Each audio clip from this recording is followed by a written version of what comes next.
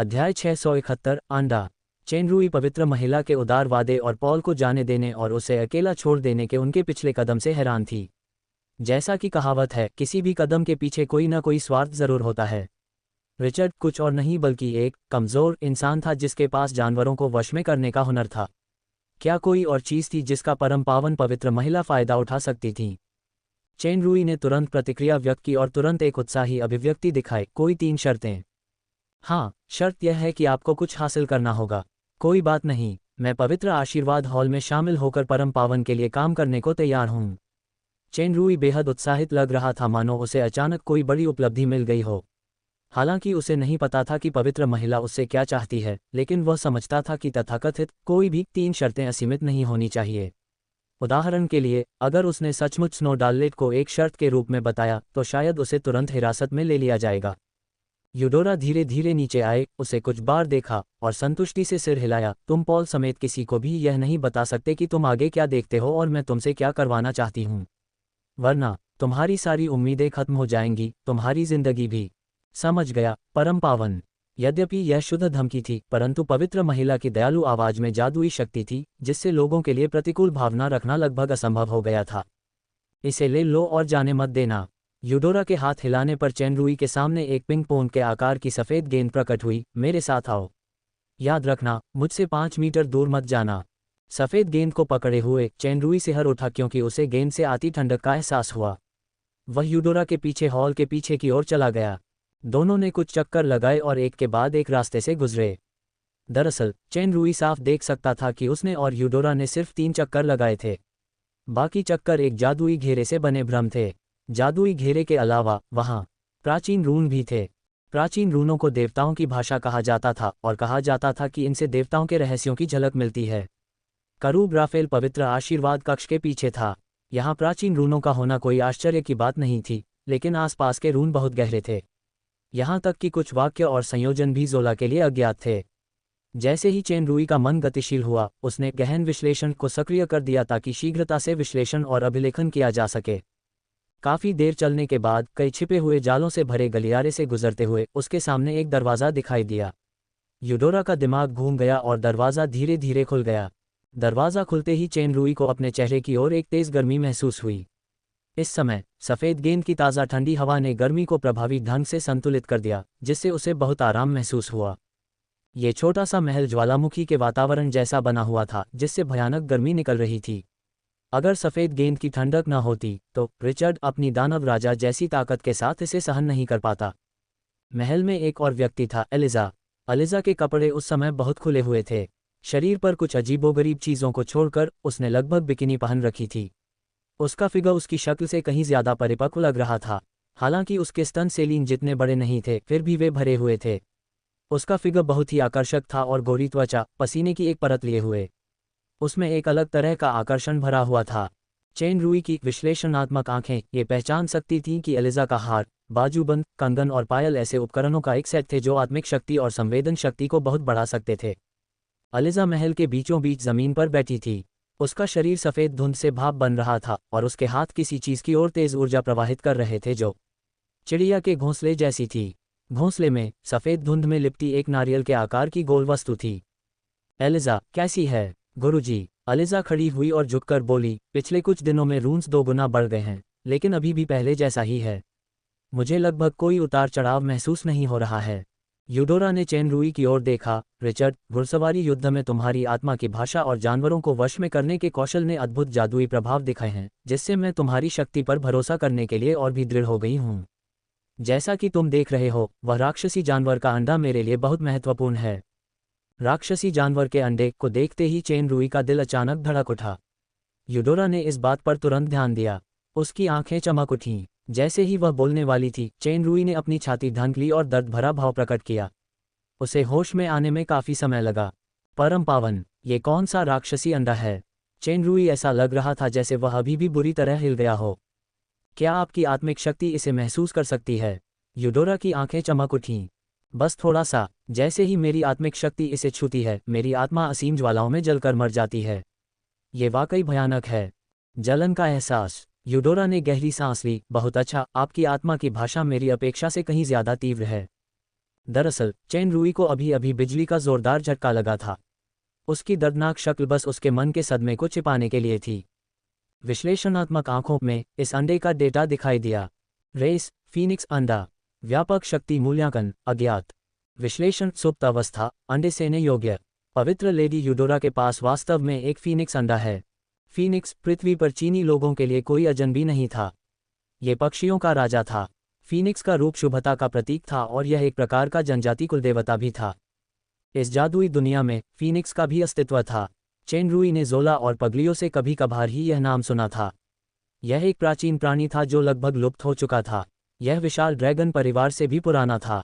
अब तक के सर्वश्रेष्ठ प्राणियों में से एक होने के नाते इसमें अत्याचारी और रहस्यमय शक्तियां थीं।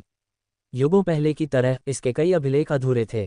केवल 2 विशेषताएं ज्ञात थीं, सभी ज्वाला शक्तियों से प्रतिरक्षित और ज्वालाओं में पुनर्जीवित हो सकने वाला। अग्नि प्रतिरोधक क्षमता और पुनर्जन्म के ये 2 गुण ही काफ़ी असामान्य थे।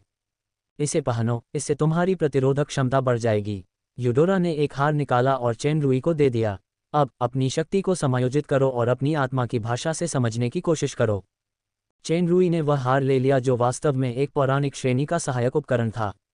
ये पहनने वाले की आत्मिक शक्ति को 30% बढ़ा देता, आत्मिक उतार चढ़ाव से बचाता, मानसिक प्रतिरोध को बढ़ाता और अग्नि तत्वों की क्षति को 50% तक कम कर देता।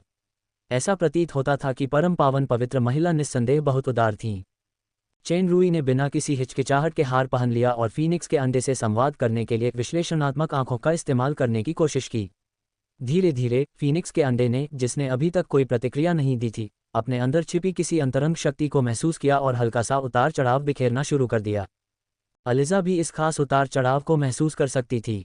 यूडोरा की आंखों में अचानक तेज रोशनी आ गई और उसके कपड़े हल्के से फड़फड़ाए, मानो उसके दिल की उत्तेजना दब गई हो। फीनिक्स का अंडा, जो अब तक चुप था, उसकी प्रतिक्रिया वाकई इतनी स्पष्ट थी। चेन रूई को इस तरह के उतार चढ़ाव में एक जानी पहचानी सांस महसूस हुई, मानो उसकी आत्मिक शक्ति के साथ कोई प्रतिध्वनि हो। विश्लेषणात्मक आंखों ने भी उसी समय आत्मीयता का भाव भेजा। वह थोड़ा आश्चर्यचकित हुए बिना नहीं रह सका। ये सांस, निर्वाण की शक्ति। यूडोरा और अलिजा चेन रूई के प्रति फीनिक्स के अंडे की अंतरंग भावना को भांप नहीं पाईं। हार के मानसिक उतार चढ़ाव को रोकने के कार्य और चेन रूई की अपनी इस जोड़ आत्मिक शक्ति और श्वास धारण कौशल के कारण यूडोरा भी उसकी आत्मिक शक्ति की असामान्यता को भांप नहीं पाए। हालांकि अकेले फीनिक्स के अंडे के परिवर्तन ने ही दोनों को पूरी तरह से झकझोर दिया। चेन रूई ने अपनी आत्मिक शक्ति वापस खींची, अपने सिर से पसीना पोंछा और थका हुआ चेहरा दिखाते हुए कहा, परम पावन, मेरी आत्मा की भाषा अपने जीवन और अस्तित्व को बमुश्किल ही महसूस कर पा रही है। ऐसा लगता है कि मैं परम पावन की अपेक्षाओं पर खरा नहीं उतर पाऊंगा। तुम गलत हो, मैं तुम्हारी क्षमता से बहुत संतुष्ट हूँ। यूडोरा ने संभल कर अपना सिर शालीनता से हिलाया, जानती हो, घुड़सवारी की लड़ाई में बदलाव असल में मेरे हस्तक्षेप की वजह से है। इसका मकसद तुम्हारी क्षमता को परखना है। मुझे खुशी है कि तुम्हारा प्रदर्शन मेरी उम्मीदों से बढ़कर रहा। जैसा कि मैंने कहा, ये तुम्हें तुम्हारी क्षमता के लिए सर्वश्रेष्ठ मंच प्रदान करेगा। जब तक तुम इस अंडे को सफलतापूर्वक सेती रहोगी, मैं तुम्हारी किन्हीं 3 शर्तों को पूरा करने का अपना पिछला वादा निभाऊंगी, जिनमें मिरेंडा भी शामिल है। चेन रूई हैरान रह गया। तभी उसे एहसास हुआ कि मूल घुड़सवारी युद्ध का नया नियम दरअसल पवित्र महिला ने जानबूझकर उसकी परीक्षा लेने के लिए बदला था। इसका मकसद फीनिक्स के अंडे के लिए है। इसके अलावा मिरेंडा यूडोरा की प्रशिक्षु है और परम पावन पवित्र महिला ने बिना सोचे समझे उसे सौदेबाजी के लिए बाहर निकाल दिया। ये निश्चित रूप से एक महत्वाकांक्षी और निर्दयी व्यक्ति का हथकंडा है। फिर एक बार जब रिचर्ड सचमुच अंडे से निकल जाएगा, तो परम पावन पवित्र महिला अपना वादा निभाएंगी या मुझे मार डालेंगी, ये तो केवल प्रकाश देवता ही जानेंगे। हालांकि रिचर्ड भी कोई शौकिया नहीं था। शायद उस वक्त कौन रोएगा और कौन हंसेगा, ये तो कमबख्त प्रकाश देवता को भी पता नहीं होगा। ये सोचकर चेन रूई ने खुशी से सिर हिलाया, हाँ परम पावन, चूंकि यह मामला है, इसलिए आप इस अनुबंध के अनुसार प्रकाश की रक्षा शपथ लें। पवित्र महिला का मन बदल गया और चेन रूई के सामने एक अनुबंध प्रकट हुआ। चेन रूई प्रकाश की रक्षा शपथ से अपरिचित नहीं था। सैमुअल ने उस समय इस अनुबंध शक्ति का उपयोग चेन रूई का अधीनस्थ बनने के लिए किया था। परम पावन, सच कहूं तो मैंने एक बार सर पॉल से वादा किया था कि जब वह दिव्यता मंदिर नाइट बन जाएंगे तो मैं उनके साथ एक अधीनस्थ अनुबंध पर हस्ताक्षर करूंगा। चेन रूई ने थोड़ा सोचा और झिझक के भाव दिखाए। अरे मूर्ख, अलिजा चिल्लाए, इतने सारे लोग उत्सुकता से शिक्षक के अधीनस्थ बनना चाहते थे, फिर भी तुम इस समय भी हिचकिचा रहे हो। शिक्षक तुम्हें पॉल से 100 गुना बेहतर पुरस्कार दे सकते हैं। बेशक मुझे पता है, और परम पावन पवित्र महिला का विश्वास मुझे मना करने में असमर्थ बनाता है। चेन रुई ने ईमानदारी से कहा, मेरी बस एक ही विनती है। प्रकाश की रक्त शपथ लेने के बाद मैं दिव्यता मंदिर नाइट चयन प्रतियोगिता के अंत तक सर पॉल के साथ रहना चाहता हूँ। कोई बात नहीं। यूडोरा की आवाज़ में प्रशंसा की झलक थी। जो शुरू किया है उसे पूरा करने की इस खूबी की मैं कद्र करती हूँ। मुझे तुम्हारे जैसा अधीनस्थ पाकर खुशी है। अब से तुम पवित्र आशीर्वाद हॉल में सर्वोच्च स्तर के पवित्र प्रकाश संरक्षक शूरवीर हो, जिसके पास पवित्र आशीर्वाद शिखर में प्रवेश करने और बाहर निकलने का विशेषाधिकार है। बेशक इस ज्वाला हॉल में प्रवेश करने के लिए तुम्हें पहले मेरी अनुमति लेनी होगी, वरना अगर कोई संत शक्ति भी अंदर घुसने की कोशिश करेगा तो रास्ते में पड़ने वाले कई जालों में फंसकर उसकी जान चली जाएगी। मैं परम पावन की सेवा करने को तैयार हूँ। चेन रुई ने गहराई से झुककर बिना किसी हिचकिचाहट के रक्त शपथ के लिए अपना हाथ बढ़ाया। टीएल, जब तक उसने अंडे से बच्चे निकाले तब तक वह फीनिक्स को दानव लोक में वापस ले आया था। वह अपने संग्रह दिखाने के लिए पहले से ही एक चिड़ियाघर खोल सकता है। अध्याय 672 अग्नि स्रोत शक्ति। अनुबंध की रोशनी कुछ देर तक टिमटिमाती रही, फिर धीरे धीरे फीकी पड़ गई, जो अनुबंध के पूरा होने का प्रतीक था। प्रकाश की रक्त शपथ और स्वामी अधीनस्थ अनुबंध में, हालांकि स्वामी अधीनस्थ को मार नहीं सकता था, अनुबंध की शक्ति के अनुसार अधीनस्थ को स्वामी के प्रति वफादार रहना था और उसे कभी धोखा नहीं देना था। यह मानव जगत में आमतौर पर इस्तेमाल किया जाने वाला एक उच्च स्तरीय अनुबंध था, लेकिन चेन रुई के लिए यह एक आध्यात्मिक संबंध से अधिक कुछ नहीं था जिसे आभा की कीमत पर आसानी से रद्द किया जा सकता था। यूडोरा की नज़रें थोड़ी उलझन भरी थीं। साइमन, क्या ये तुम्हारा असली नाम है? इस तरह की कॉन्ट्रैक्ट पावर मुझे थोड़ी अजीब लगती है। क्या तुमने पहले किसी के साथ कॉन्ट्रैक्ट साइन किया है? चेन रुई थोड़ा हैरान हुआ। उसकी अनुबंध शक्ति एक आध्यात्मिक कड़ी से बनी थी। मुझे याद है कि शूरा ने बताया था कि यह अनुबंध शक्ति नियम बहुत खास है। मुझे उम्मीद नहीं थी कि यूडोरा इसे समझ पाएगी। उन्होंने अपना विचार बदलते हुए बताया, मैंने गुडम नगर के पादरी माना के साथ एक समानता अनुबंध पर हस्ताक्षर किए थे। बाद में पादरी माना की हत्या कर दी गई और अनुबंध रद्द कर दिया गया। परम पावन की भावना का मेरी विशेष प्रतिभा से कुछ संबंध अवश्य रहा होगा। इसी के कारण मैं योगिनी जनजाति की आत्मा भाषा शक्ति प्राप्त कर सकता हूँ। यूडोरा की असली शक्ति को वास्तविक राज्य स्तर तक नहीं पहुँचना चाहिए था। ऐसे स्तर की ताकत का कारण संभवतः इस पवित्र आशीर्वाद हॉल की शक्ति है, जो स्टार कॉन्फरिंग प्लेटफॉर्म या आस्था के कवच के बफ के समान है। ऐसा लगता है कि असली अर्धदेव शक्ति संपदा आध्यात्मिक लिंक अनुबंध की विशेष प्रकृति को समझ लेगी। मुझे भविष्य में सतर्क रहना होगा। यूडोरा ने एक पल सोचा और सिर हिला दिया। साइमन, में एक खास प्रतिभा है। और अब जब मालिक अधीनस्थ अनुबंध सफलतापूर्वक हो गया है तो मुझे उसमें किसी भी बदलाव का डर नहीं है। भविष्य में अगर मुझे किसी और ज्यादा मूल्यवान व्यक्ति के साथ ऐसा ही अनुबंध करना पड़े तो मैं सीधे इस अधीनस्थ को मार सकती हूँ। दरअसल पवित्र महिला का छुपा हुआ खूनी इरादा तभी छिपा रह गया जब चेन रुई ने अनुबंध स्वीकार कर लिया। फीनिक्स का अंडा उसके सबसे अहम राजों में से एक था। अगर साइमन का जानवरों को वश में करने का हुनर कामयाब नहीं होता तो उसे जरूर मार दिया जाता। चेन रुई को इस तरह की हत्या की मंशा का बस हल्का फुल्का अंदाजा था। अगर उसे इसका एहसास न भी हो तो भी वह मोटे तौर पर अंदाजा लगा सकता था, परम पावन पवित्र महिला किसी भी तरह से कोई मासूम सुंदरी या दयालु देवी नहीं है, बल्कि एक क्रूर और निर्दयी चरित्र हैं। यूडोरा ने एक छोटी बोतल निकाली जो पॉल द्वारा लाई गई थी। चेन रुई को याद आया कि पारसाली ने कहा था, बराबरी करो। जब यूडोरा ने बोतल खोली तो अंदर से एक चमकदार लाल रोशनी चमकी और एक शुद्ध और समृद्ध अग्नि तत्व शक्ति का संचार हुआ। पूरा महल लाल रंग में प्रतिबिंबित हो गया और गर्मी का एहसास अचानक 100 गुना बढ़ गया। सफ़ेद गेंद की ठंडक चरम पर पहुंच चुकी थी और चेन रुई के शरीर से एक हल्की धुंध सी निकली, लेकिन वह पल भर में ही गायब हो गई। अगर यूडोरा द्वारा पहले दिया गया वह प्रसिद्ध ग्रेड का हार न होता जिसने अग्निशक्ति के क्षरण को बहुत कम कर दिया था, तो प्रिचर्ड अब उसे संभाल नहीं पाता। यूडोरा ने हल्का सा झटका मारा। बोतल से तरल लौ का एक झोंका धीरे धीरे बाहर निकला और फीनिक्स के अंडे को घेरने के लिए एक गोलाकार आकृति में बदल गया। यूडोरा की उंगलियां तेजी से बदलने लगीं। चेन रुई देख सकता था कि वह घोंसले के पास प्राचीन रूनों को सक्रिय और समायोजित कर रही थी। धीरे धीरे तरल लौ प्रतीकों में संघनित हो गई और गर्मी बहुत कम हो गई। केवल फीनिक्स के अंडे पर हल्की लालिमा थी। यह अग्नि स्रोत शक्ति है।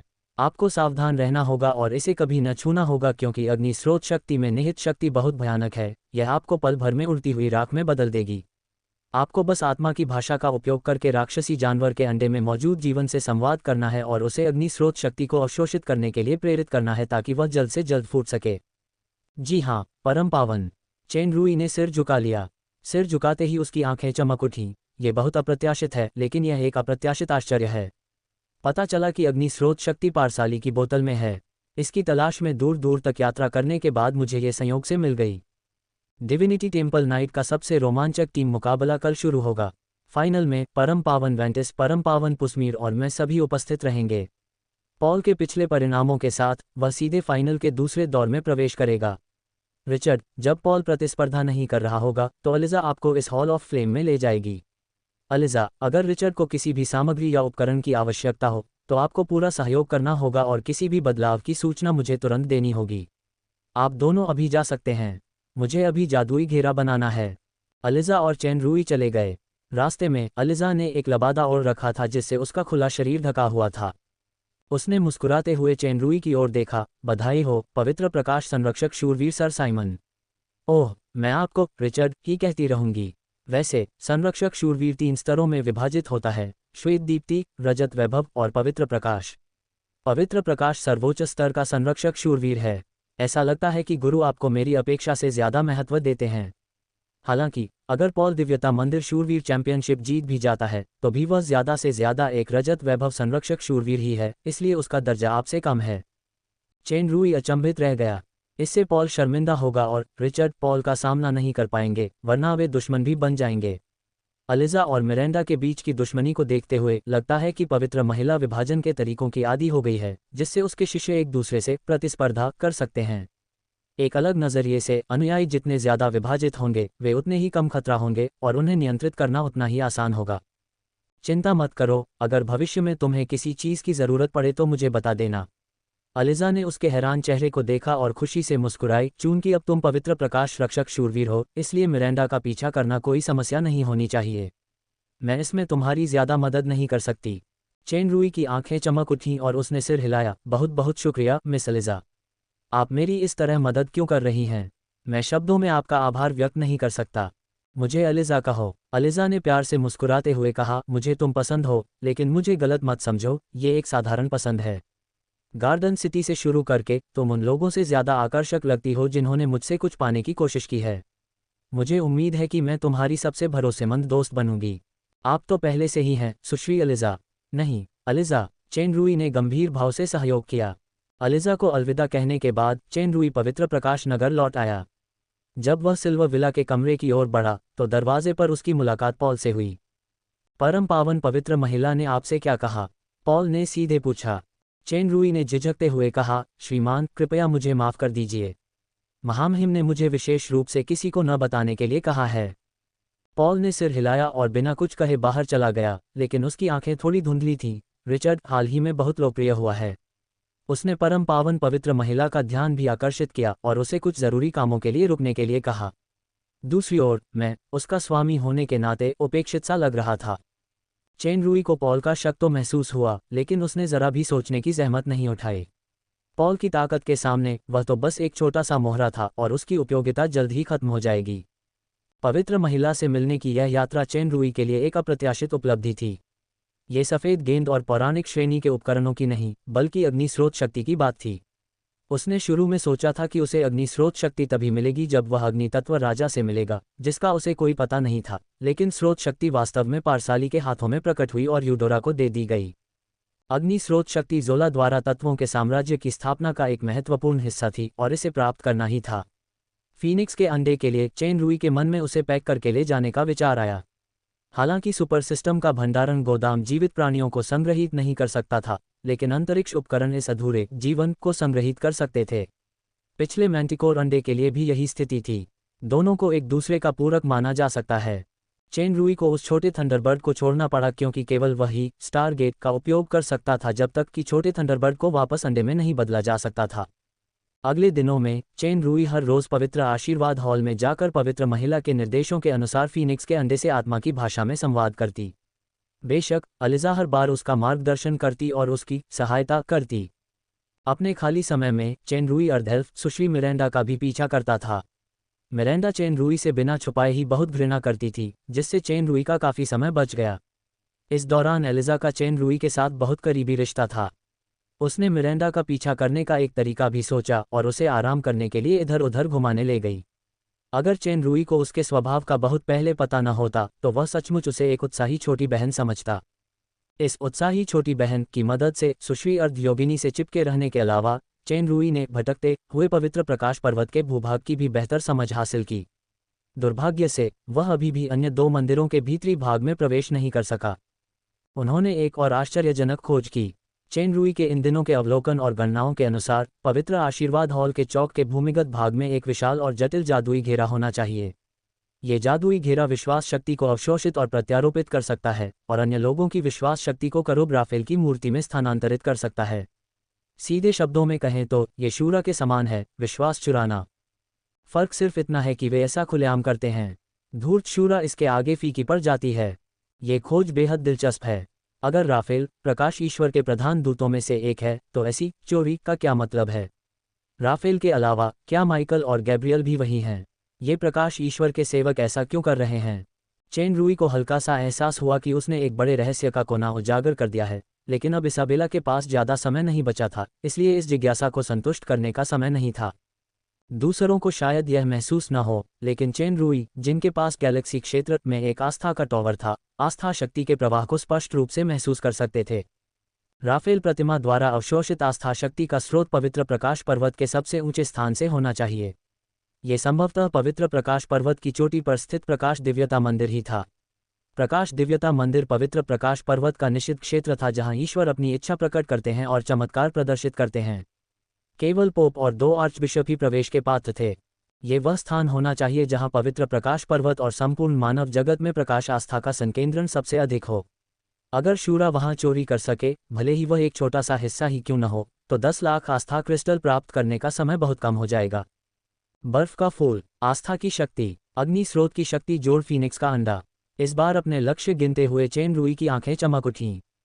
दिव्यता मंदिर शूरवीरों की टीम लड़ाई का फाइनल होली लाइट सिटी के अखाड़े में होगा। यूडोरा ने एक बार कहा था कि होली लाइट माउंटेन के 3 दिग्गज नेता फाइनल में शामिल होंगे। उस समय होली लाइट माउंटेन का ध्यान होली लाइट सिटी के अखाड़े की ओर जाएगा। यही समय आगे बढ़ने का सबसे अच्छा समय होगा। अध्याय 673 अलीजा की अंतिम योजना। दिव्य मंदिर शूरवीर चयन प्रतियोगिता का अंतिम टीम युद्ध आखिरकार शुरू हो गया था। टीम युद्ध की प्रतिस्पर्धा पिछले 2 राउंड की तुलना में कहीं अधिक तीव्र थी, क्योंकि सेनापति के रूप में प्रतियोगी अकेले कार्रवाई नहीं कर सकते थे। वे केवल अपने अधीन सैनिकों को ही लड़ने के लिए भेज सकते थे। परिणामस्वरूप दोनों पक्षों के बीच शक्ति का अंतर नगण्य के बराबर था और वे दोनों एक ही प्रारंभिक रेखा पर लौट आए। सभी युद्धक हथियार विशेष रूप से बनाए गए थे। प्रहार के बाद वे स्वतः ही मैदान से बाहर चले जाते थे। जो प्रतिद्वंद्वी के सभी मोहरों को खत्म कर देता था या प्रतिद्वंद्वी हार मान लेता था, वही जीतता था। पॉल ने राइडिंग बैटल चैंपियन के रूप में पहला राउंड छोड़ दिया और सीधे 24 पुरुषों की बैटल के दूसरे राउंड में पहुंच गए। राउंड रॉबिन में अपराजित रिकॉर्ड के साथ वह शीर्ष 4 में से एक बन गए। सेमीफाइनल के प्रतिद्वंदी का फैसला लॉटरी से होगा। पॉल ने एक बार फिर अपने पुराने प्रतिद्वंदी स्टैनवेल के नाम का चयन किया और पूरी कोशिश की, लेकिन अंततः वह बहुत कम अंतर से हार गए। स्टैनवेल और एक अन्य व्यक्ति सोवलिन फाइनल में पहुंच गए।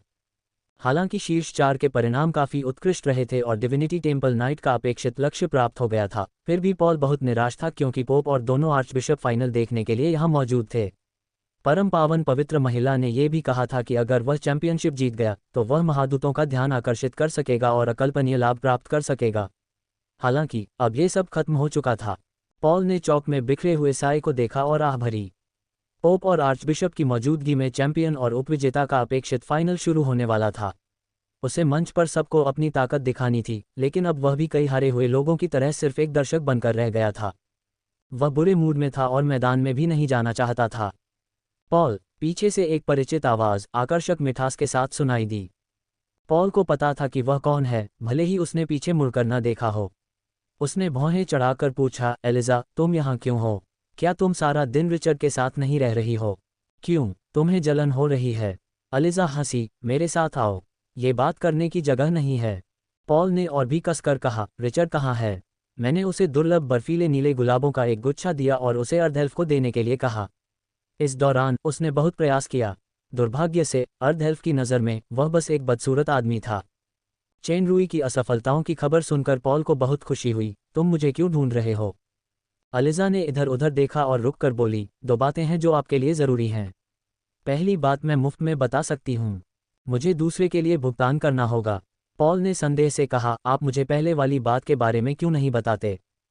तुम्हें अभी तक पता नहीं है ना? तुम्हारा अधीनस्थ रिचर्ड पवित्र आशीर्वाद हॉल का पवित्र प्रकाश संरक्षक नाइट बन चुका है, जब पवित्र महिला ने उसे पहली बार रुकने के लिए कहा था। पॉल चौंक गया। उसकी आंखों में आश्चर्य, उदासी और क्रोध के भाव तेजी से उभरने लगे। पवित्र प्रकाश संरक्षक शूरवीर उन 3 संरक्षक शूरवीरों में सर्वोच्च था जिनके पास विशेष शक्ति और पद था और जिन्हें सीधे आर्चबिशप द्वारा अधिकृत और नियुक्त किया जाता था।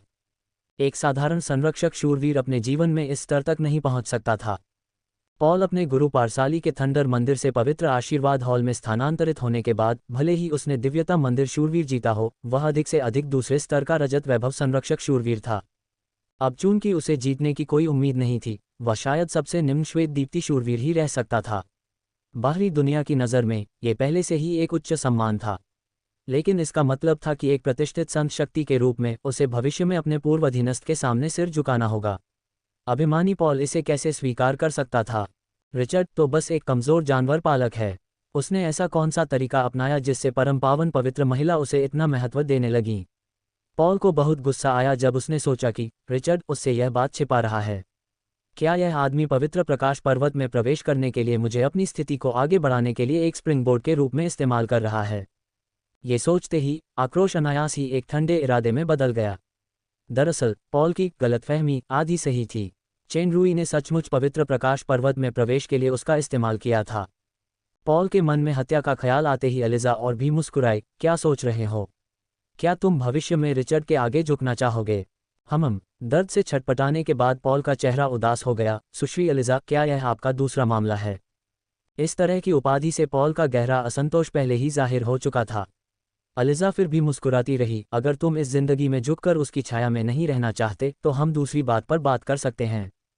ओह, तुम उसके खिलाफ जा रही हो? क्या तुम हाल ही में उसके बहुत करीब नहीं रही हो? पॉल को लगा कि उसने गलत सुना है। उसे अचानक लगा कि एलिजा और जोआना भी गहरी दोस्त हैं, लेकिन जोआना को पता न चलने पर उसने जोआना को स्टॉर्म आइलैंड जैसी खतरनाक जगह पर भेज दिया। एलिजा को मुस्कुराते देख पॉल खुद को ठंडक महसूस करने से नहीं रोक सका और धीरे धीरे शांत हुआ। अब उसे परम पावन पवित्र महिला द्वारा महत्व दिया जा रहा है। अगर कोई दुर्घटना हुई है तो परम पावन पवित्र महिला उसकी जांच करेगी। शिक्षक रिचर्ड के एक खास मूल्य को महत्व देते हैं। अगर वह मूल्य अब नहीं रहा या स्थानांतरित हो गया है तो स्वाभाविक रूप से उसे महत्व देने का कोई कारण नहीं है। एलिजा की मुस्कान में एक भयावहता का संकेत था। एक बार मेरी योजना सफल हो गई तो न तो मिरांडा और न ही रिचर्ड कोई खतरा बनेंगे और शिक्षक हमें दोष नहीं देंगे। अब मुझे बस एक मददगार की ज़रूरत है। मुझे क्या मिलेगा? चूंकि दूसरी पार्टी एलिजा थी, पॉल ने बकवास नहीं की और उसने सीधे लाभ के बारे में पूछा।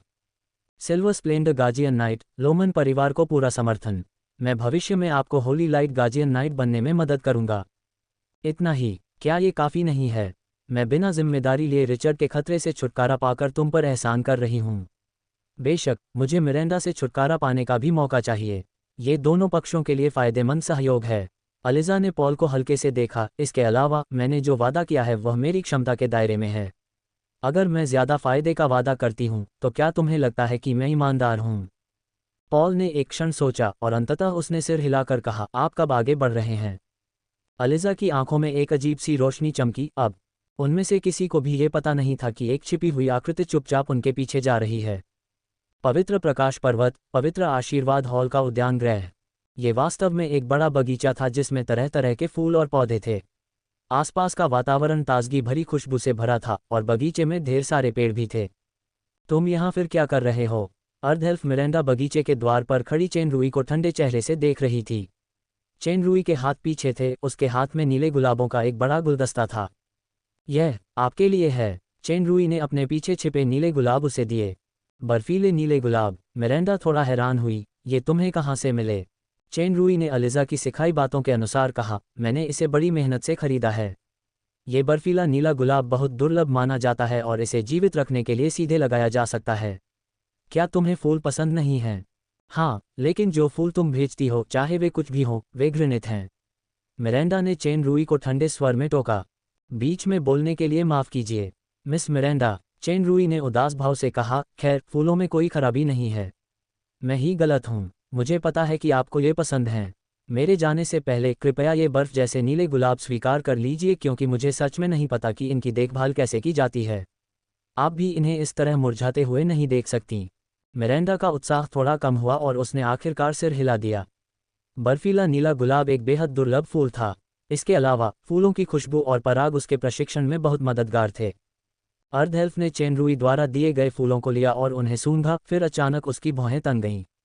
जैसे ही उसने गौर से देखा और गुलाबों में से कुछ नीली घासें निकाली, उसका रंग एकदम बदल गया। एक्सटेसी घास।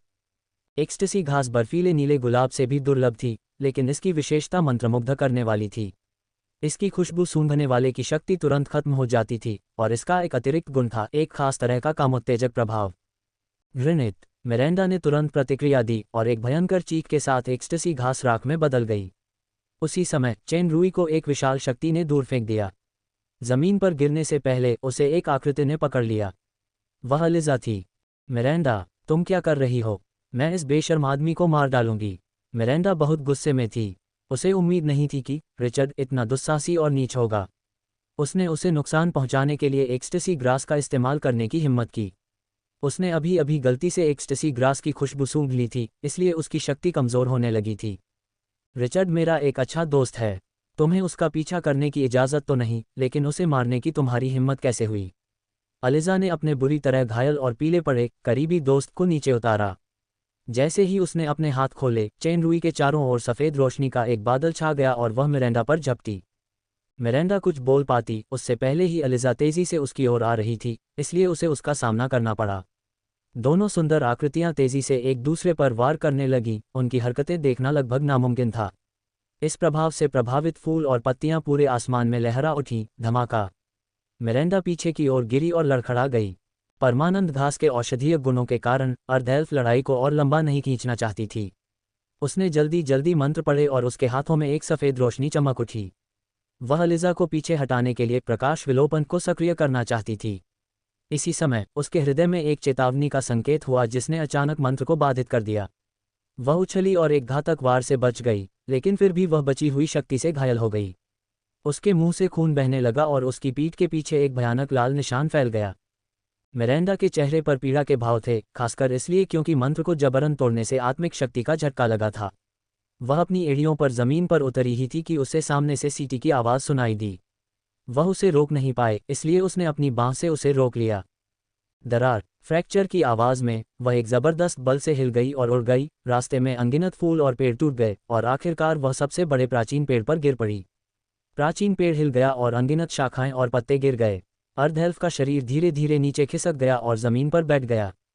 चोट इतनी गंभीर थी कि वह अब खड़ी नहीं हो सकती थी।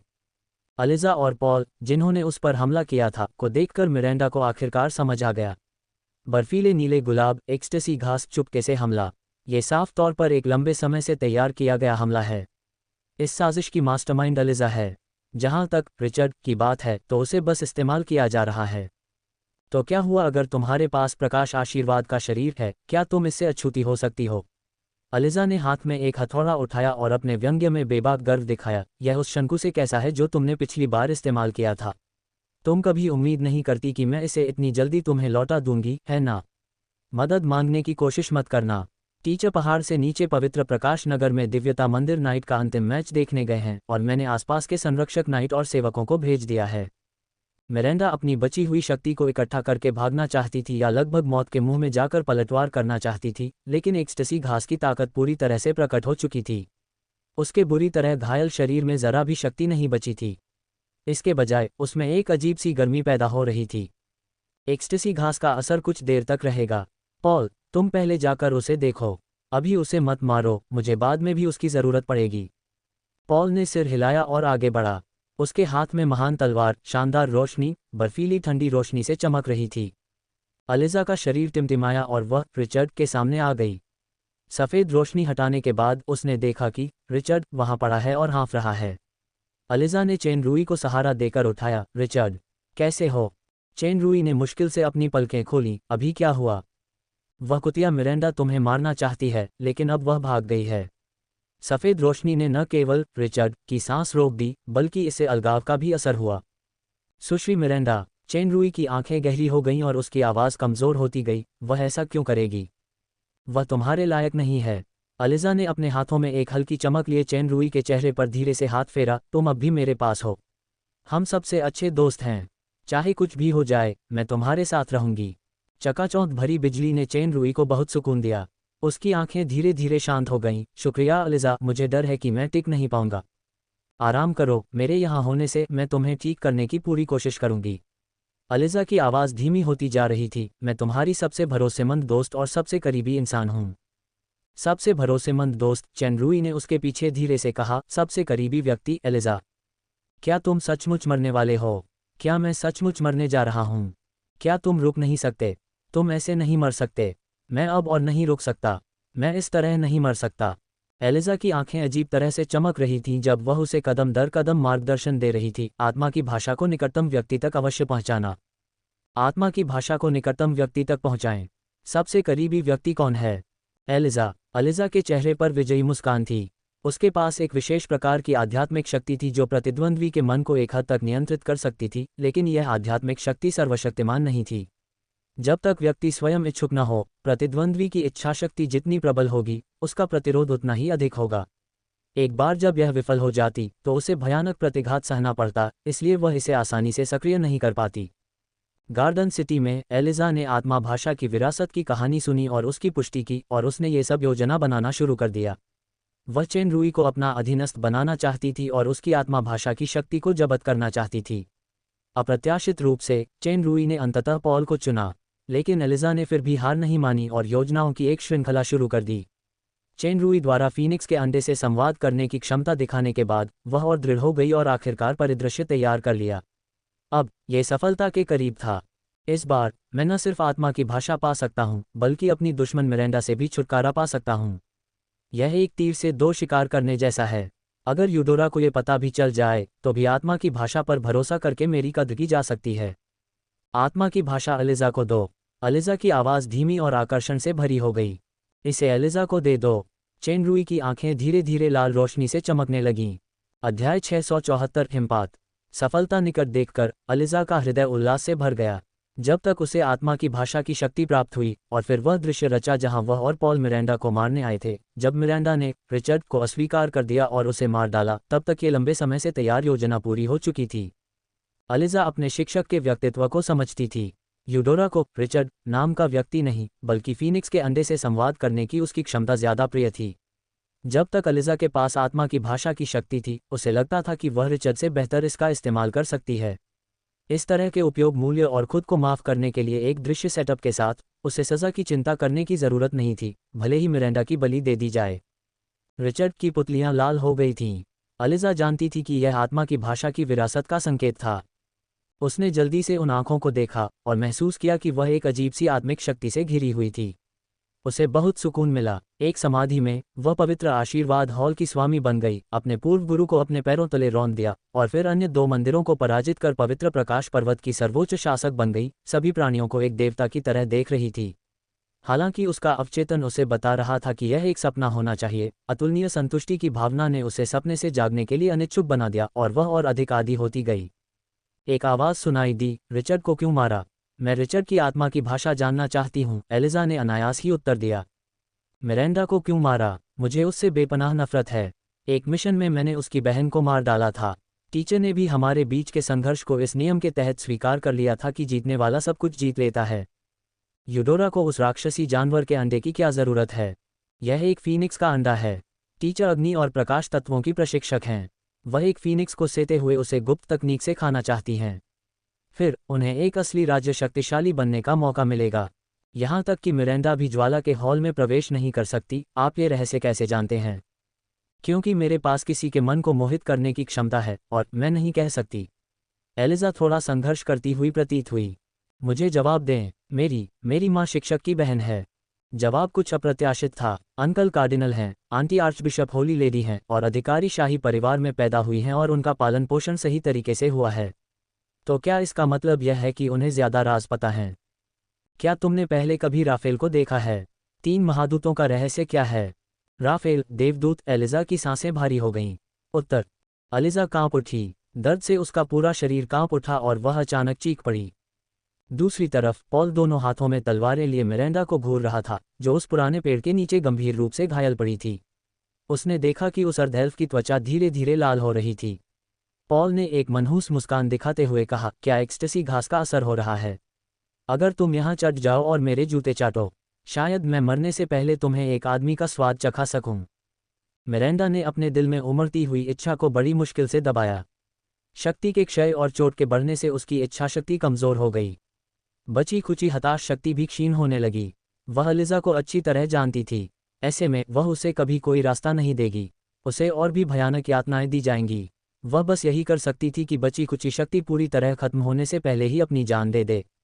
इसी समय पॉल और मिरांडा ने एक साथ लिज़ा की चीख सुनी। ये चीख भय और दर्द से भरी थी। आमतौर पर ये रक्षक शूरवीरों को जरूर आकर्षित करती, लेकिन आसपास के रक्षक शूरवीरों को एलिज़ा ने ही भगा दिया।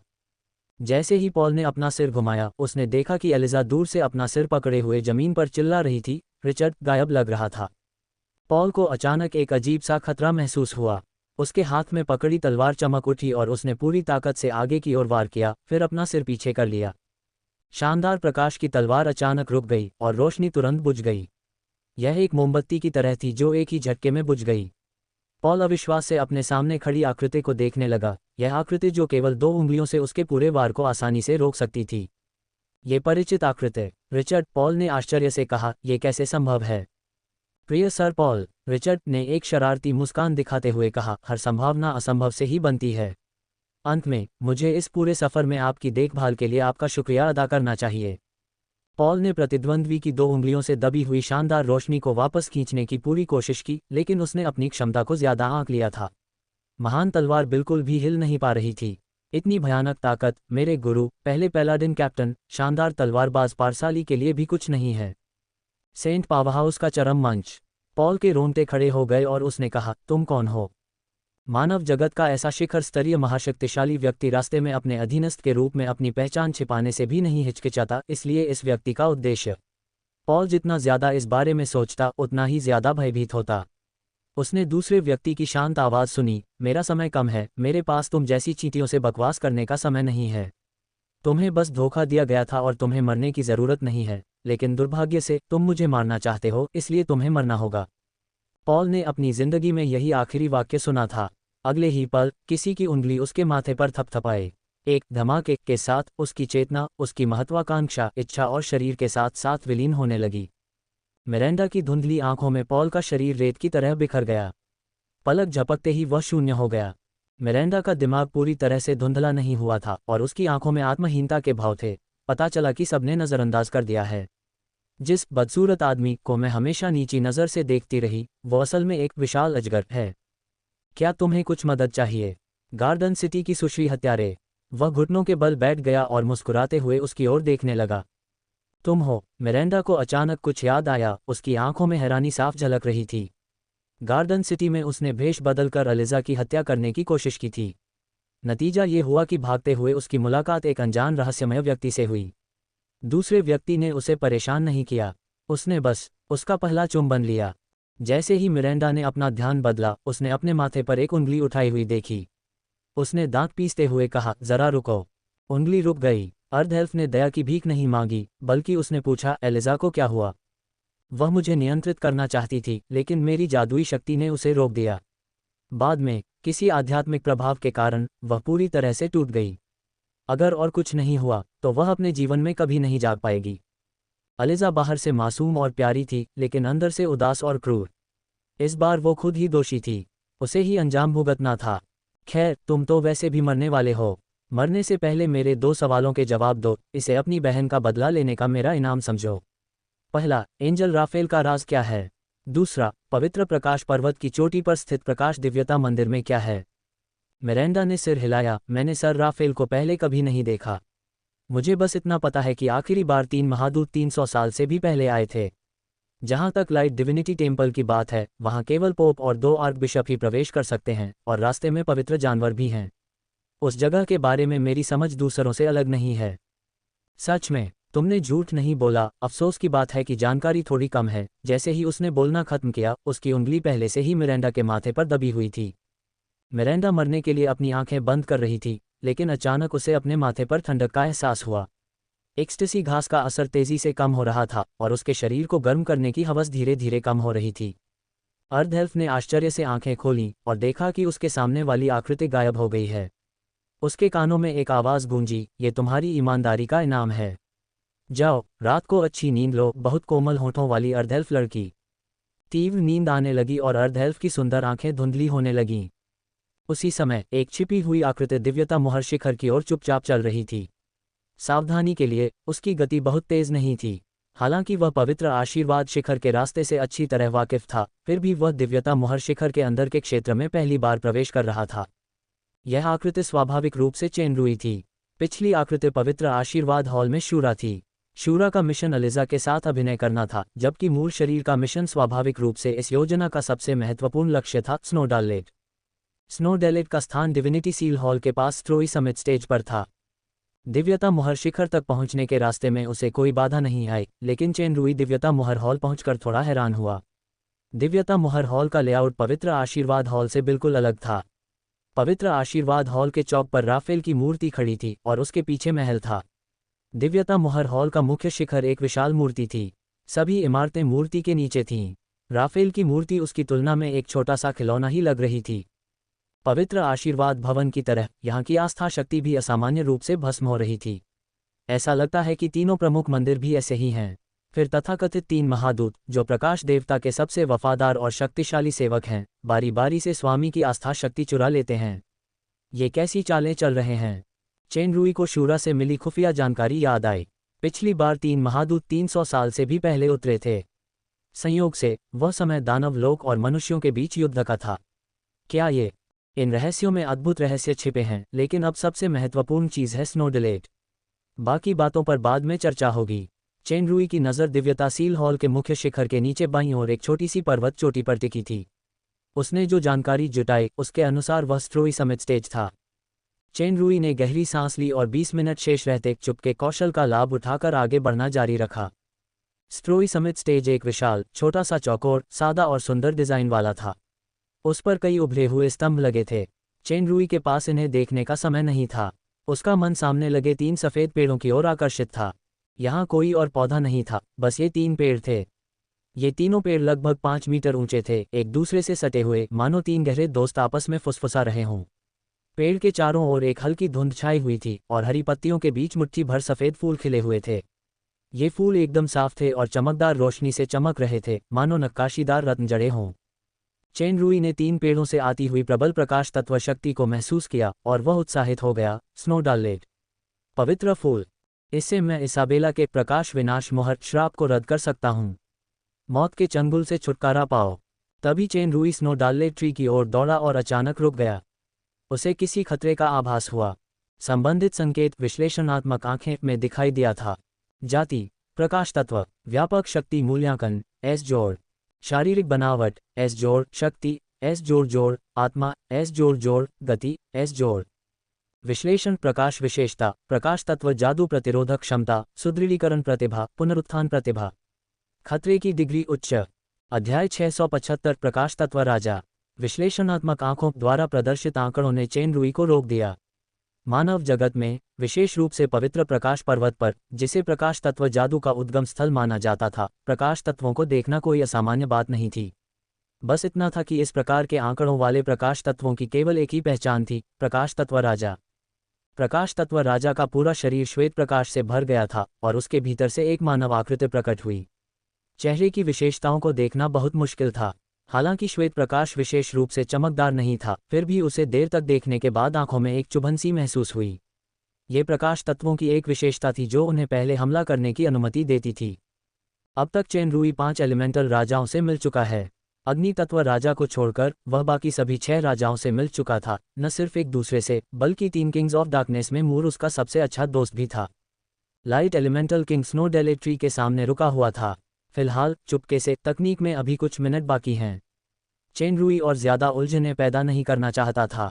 वह सावधानी से एक तरफ चला, लेकिन उसे रोशनी में छाया से एक उपहास सुनाई दिया। नीच आदमी, चाहे तुम्हारी छुपने की कला कितनी भी शानदार क्यों न हो, मेरी नज़रों से कुछ भी नहीं छिप सकता। जैसे ही उसने कहा, चकाचौंध भरी रोशनी टिमटिमा उठी और एक भयानक विनाशकारी प्रकाश तेजी से बाहर निकला।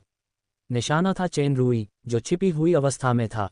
प्रकाश के विस्फोट में उजागर मानव आकृति विकिरणित हो गई थी, लेकिन चमकदार प्रकाश एक हाथ की हथेली में जल्दी से बुझ गया और कोई निशान नहीं छोड़ा। प्रकाश तत्व राजा की सफ़ेद पुतलियां फड़क उठीं और उसकी नज़र उस आदमी पर टिक गई जिसने एक हाथ से उसका वार झेला था। जैसे ही उसका मन चला, अनगिनत सफ़ेद रोशनियां उसकी ओर दौड़ीं, ज़मीन हल्की सी कांपी और धीरे धीरे रोशनी गायब हो गई। वह आदमी बिना किसी नुकसान के अभी भी रक्षात्मक मुद्रा में वहीं खड़ा था। आप कौन हैं? प्रकाश तत्व राजा ने उलझन भरी अभिव्यक्ति दिखाई। संत की चरम अवस्था की शक्ति की तुलना में आपकी काया ने मुझे ज्यादा आश्चर्यचकित किया। क्या आप सचमुच मेरे हमले को झेल पा रहे हैं? प्रकाश आशीर्वाद का शरीर? नहीं, प्रकाश आशीर्वाद का शरीर का निश्चित रूप से इतना प्रबल प्रभाव नहीं होता। मेरा नाम रिचर्ड है, चेन रूई ने थोड़ा झुककर कहा। महामहिम एलिमेंटल किंग से मिलना मेरे लिए सम्मान की बात है। मैं सबसे पहले ये घोषणा करता हूं कि मेरा महामहिम का दुश्मन बनने का कोई इरादा नहीं है। मैं प्रकाश तत्व का राजा डेलकस हूं। आपकी दृष्टि, आपकी शक्ति जितनी ही प्रभावशाली है, लेकिन आपका साहस आपकी शक्ति से भी बड़ा है। यहाँ चुपके से घुसने की आपकी हिम्मत कैसे हुई? मुझे मत बताओ कि तुम यहाँ घूमने आए हो। तुम्हारा लक्ष्य हम्फ ये स्नो डेलेट के अलावा और कुछ नहीं है। चेन रूई की पोल तुरंत खुल गई। बिना इनकार किए उसने सिर हिलाया और कहा, स्नो डालेट फूल मेरे लिए बहुत महत्वपूर्ण है।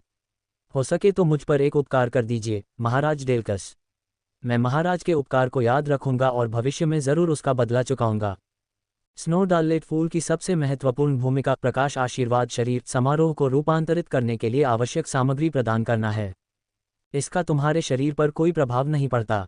डेलकस ने उपहास किया, स्नो डालेट फूल कोई साधारण पौधा नहीं है। ये प्रकाश विश्वास का फूल है। केवल दिव्य विश्वास मुहर प्राप्त करने वाला वेंटिस ही इसे गुप्त विधि से स्वतंत्र रूप से तोड़ सकता है। अन्यथा अगर तुम इसे तोड़ भी दोगे तो ये कुछ ही समय में एक शक्तिहीन साधारण फूल बन जाएगा। अगर तुम्हें इसके बारे में कुछ भी नहीं पता तो तुम्हारी हिम्मत कैसे हुई अकेले यहाँ घुसने की? किसी तत्व राजा को मूर्ख बनाने की कोशिश मत करो। जब तक तुम मुझे हरा नहीं सकते, स्नो डालेट वृक्ष को छूने के बारे में सोचना भी मत। चेन रूई ने इन रहस्यों के बारे में पहली बार सुना था। अलिजा और दूसरे लोग भी नहीं जानते थे। पता चला कि प्रकाश आशीर्वाद का शरीर आनुवंशिकता के अलावा एक खास अनुष्ठान से भी रूपांतरित हो सकता है। स्नो डालेट वास्तव में एक ज़रूरी सामग्री है। सबसे बड़ी समस्या यह है कि इसे सिर्फ पोप वेंटिस ही तोड़ सकते हैं, जिनके पास किसी तरह की आस्था की मुहर हो, वरना इसका असर जल्द ही खत्म हो जाएगा। क्या इसे तोड़ने के लिए मुझे पोप को पकड़ना होगा? पवित्र महिला यूडोरा की शक्ति को देखते हुए वह संत स्तर के चरम चरण पर पहुंच गई है, जो राज्य स्तर के बहुत करीब है। साथ ही वह किसी रहस्यमय शक्ति से भी सशक्त है। पवित्र परिवार शिखर सम्मेलन के दायरे में वह राज्य स्तर की शक्ति प्राप्त कर सकती है। पोप वेंटिस भी ऐसा ही है। मुझे डर है कि उसकी शक्ति यूडोरा से भी ज्यादा है, इसलिए यह निश्चित रूप से संभव नहीं है। अब मैं केवल स्टार गार्डन की शक्ति से ही कोशिश कर सकता हूँ। पूरे स्नो डालेट ट्री को समेट कर ले जा सकता हूँ। देखते हैं जोला और मूर कोई रास्ता निकालते हैं या नहीं। लेकिन उससे पहले लाइट एलिमेंटल किंग डेलकस को खत्म करना होगा। चेन रूई का प्रकाश महिमा का शरीर प्रकाश तत्व की अधिकांश क्षति को अवशोषित कर सकता था, जिससे उसे प्रकाश तत्व राजा के विरुद्ध अन्य 5 राजाओं की तुलना में अधिक लाभ प्राप्त हुआ। समस्या ये थी कि शारीरिक संयम के बावजूद वह डेलकस को पराजित नहीं कर पा रहा था, जिसकी शक्ति और आत्मा कुछ ही समय में इस जोड़ तक पहुंच गई थी। अगर इससे पहाड़ के नीचे के 3 विशाल सरदारों को चिंता होती तो ये परेशानी का सबब बन जाता। मूर ने एक बार कहा था कि 6 तत्वों का अपना अपना व्यक्तित्व है। पृथ्वी तत्वों का व्यक्तित्व शांत था। यदि दूसरे उन्हें अपमानित नहीं करते थे तो वे उसका प्रतिकार करते थे। डार्क एलिमेंटल्स बहुत प्रतिशोधी थे और उनमें बदला लेने की तीव्र इच्छा थी। चेन रूई ने पहले ही व्यक्तिगत रूप से इसका अनुभव किया था। जल तत्व वाले लोग सोचने में अच्छे होते हैं, लेकिन स्वभाव से शंकालु होते हैं। वायु तत्व सदैव परिवर्तनशील थे और उनका मन बदलना आसान था। अग्नि तत्व वाले लोग सीधे साधे और गर्म स्वभाव के थे और वे सबसे अधिक लड़ाकू थे। प्रकाश तत्वों की विशेषता अहंकार और सम्मान की मजबूत भावना थी। चेन रूई के विचार बदल गए और वह धीरे धीरे कुछ कदम चला। वह बोला, मुझे बहुत अजीब लग रहा है, एक घमंडी प्रकाश तत्व राजा चच का रक्षक क्यों बन गया? डेलकस ने बेशक गुस्सा दिखाया। उसने पलकें झपकाईं और चेन रूई के सामने मुक्का मारते हुए बोला, किसने कहा कि मैं गार्ड हूँ? मैं तो बस स्नो डेलेट के प्रकाश तत्व की शक्ति को अवशोषित कर रहा हूँ ताकि और भी बेहतरीन प्रकाश तत्वों का प्रजनन कर सकूं। प्रजनन? हालांकि तत्वों में कोई लिंग विशेषताएं नहीं थीं, लेकिन डेलकस का रूप स्पष्ट रूप से एक पुरुष जैसा था। जब उसने ये शब्द कहा तो चेन रूई को ऐसा लगा जैसे उसे बिजली का झटका लगा हो। वह लगभग मुक्का लगने से घायल हो गया और जल्दी से पीछे हट गया। डेलकस निर्दयी था। हमला तूफान जैसा था। प्रकाश महिमा के शरीर के बावजूद इस जोड़ शक्ति का सामना करना वाकई मुश्किल था। चेन रुई ने इसे जबरदस्ती स्वीकार नहीं किया। उसने चकमा देने पर ध्यान केंद्रित किया और पलटवार करने के मौके का इंतजार किया। लड़ाई धीरे धीरे स्नोडेल लेक ट्री की ओर बढ़ गई। तीनों प्रमुख मंदिर क्षेत्रों में जादू की शक्ति बहुत प्रबल थी और शक्ति सामान्य स्थानों की तुलना में कहीं अधिक थी। दोनों की शक्ति के कारण सामान्य आक्रमणों में जमीन पर बस कुछ दरारें ही रह जाती थीं। कुछ ही देर में उन्होंने बहुत तेज गति से कुछ चालें बदल लीं। अगर आसपास दर्शक होते तो वे जरूर चकाचौंध हो जाते। उत्कृष्ट प्रकाश तत्व, 1 मिनट रुको, चेन रुई अचानक चिल्लाया। प्रकाश मूल अंश। डेल्किस की हरकत तुरंत रुक गई। चेन रुई ने दूरी का फायदा उठाते हुए मुस्कुराते हुए कहा, अगर प्रकाश का मूल अंश ही न हो तो चाहे कितने भी विशिष्ट प्रकाश तत्व क्यों न हो, कोई गुणात्मक परिवर्तन नहीं होगा। क्या मैं सही कह रहा हूँ महाराज डेल्कस?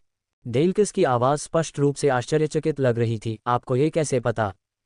चेन रुई ने स्नोडालेट वृक्ष की ओर पीठ कर ली और उसकी आत्मिक शक्ति का विस्तार हुआ, लेकिन उसे लगा जैसे किसी तरह से उसे रोक दिया गया हो।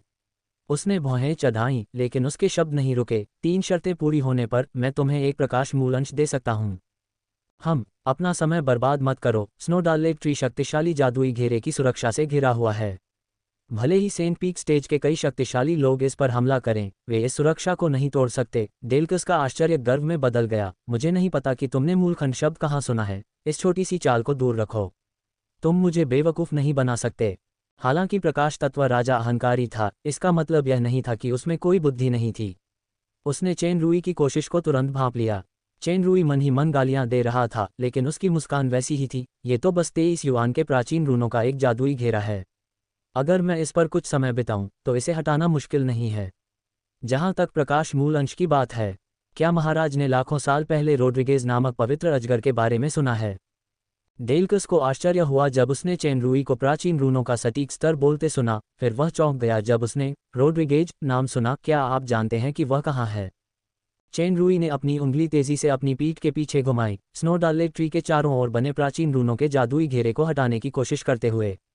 उसने वापस पूछा, क्या महाराज को अब भी शक है कि मैं आपको बेवकूफ़ बना रहा हूँ? उस समय जब चच को प्रकाश स्रोत का टुकड़ा मिला था तो समझौते के अनुसार वह मेरा होना चाहिए था। मुझे उम्मीद नहीं थी कि पवित्र ड्रैगन उसे चुरा लेगा। उसका ठिकाना अभी भी अज्ञात है। अगर तुम रोड्रिगेज का ठिकाना बता दोगे तो मैं चच के साथ हुए समझौते को तोड़कर तुम्हें बिना कुछ रोके यहाँ से जा सकता हूँ। आपके पास बहुत कम चिप्स हैं महाराज डेल्कस। चेन रुई ने अपना सिर हिलाया। दरअसल रोड्रिगेज मेरे दोस्त से हार गया है और लाइट ओरिजिन का टुकड़ा भी उसके हाथ में है। मैं उसे आपके पास ला सकता हूँ, लेकिन आपने अभी जो शर्तें बताई हैं उनके अलावा मुझे 3 और चीज़ें चाहिए। प्रकाश तत्वों के लिए प्रकाश मूलखंड इतना महत्वपूर्ण था कि डेल्कस ने मोलभाव नहीं किया। उसने बिना सोचे समझे कहा, कौन से 3? पहले 2 प्रकाश स्रोत शक्ति और पवन स्रोत शक्ति हैं। जब मुझे पहले 2 मिल जाएंगे तो मैं तुम्हें तीसरा बता दूंगा। चिंता मत करो, मैं अपनी ईमानदारी साबित करने के लिए प्रकाश स्रोत का टुकड़ा लाऊंगा। जोला को पहले ही जल स्रोत शक्ति और पृथ्वी स्रोत शक्ति, साथ ही ज्वाला कुंड की अग्नि स्रोत शक्ति प्राप्त हो चुकी थी। कुल मिलाकर 3 थे। इस बार लौटने पर वह हेगेल को बचाने के लिए मृत सागर जाएगा, इसलिए अंधकार स्रोत शक्ति स्वाभाविक रूप से कोई समस्या नहीं थी। अगर वह प्रकाश स्रोत शक्ति और वायु स्रोत शक्ति प्राप्त कर लेता तो परी ड्रैगन को आवश्यक 6 स्रोत शक्तियां पूरी हो जातीं। चेन रुई द्वारा बताई गई तीसरी शर्त पृथ्वी की उत्पत्ति के अंश का सुराग थी। पृथ्वी तत्व राजा अंधकार के 3 राजाओं में से एक था। अगर वह अभी यह शर्त बताता तो डेल्कस का संदेह और शत्रुता अवश्य भड़क उठती, इसलिए उसने जानबूझकर अभी इसका जिक्र नहीं किया। डेल्कस ने भौहें चढ़ाईं। प्रकाश स्रोत शक्ति कोई समस्या नहीं है, लेकिन वायु स्रोत शक्ति? मैं वायु तत्व राजा नहीं हूँ। चेन रुई ने आत्मविश्वास से कहा, प्रकाश के 3 राजाओं के रूप में यह असंभव है कि पवन तत्व राजा को तत्व युद्ध में मूलअंश की भूमिका का पता न हो। जब तक आप स्वयं तूफान द्वीप पर जाते हैं तब तक पवन स्रोत शक्ति भी कोई समस्या नहीं है। डेल्कस फिर चौंक गया। तुम असल में एलिमेंटल वॉर और 3 किंग्स ऑफ लाइट के बारे में जानते हो? तुम कौन हो? रिचर्ड, एक महत्वहीन बाहरी व्यक्ति। चेन रुई वास्तव में एलिमेंटल युद्ध की असली अंदरूनी कहानी नहीं जानता था। उसने बस गहरे नीले द्वीप पर रहते हुए अंधेरे के 3 राजाओं से कुछ शब्द सुने थे। चेन रुई जितना ज्यादा ये कहता गया, डेल्कस को उतना ही ज्यादा लगा कि वह था है। उसने एक पल सोचा और कहा, मैं कर सकता हूँ, मुझे यहाँ की चीज़ों की परवाह नहीं है। लेकिन प्रकाश तत्व राजा के चमकते चेहरे पर एक अजीब सी मुस्कान आ गई और उसका चेहरा धीरे धीरे धुंधलाता गया। मुझे बहुत मूर्ख मत समझो। तुम बहुत देर से बातें कर रहे हो, लेकिन ये सब खोखली बातें हैं। अगर तुम अब इस परीक्षा में पास हो गए तो मैं सचमुच तुम पर विश्वास करूंगा। परीक्षण। चेन रूई दंग रह गया। अचानक उसकी आत्मा को लगा कि कई लोग पहले से ही यहाँ आ रहे हैं। गति बहुत तेज थी, खासकर पहले वाले की, जो अविश्वसनीय स्तर तक पहुंच गई थी। चेन रूई कांप उठा। लाइट एलिमेंटल किंग की आवाज़ सुनाई दी, मैं तुम्हें अभी बताना भूल गया था।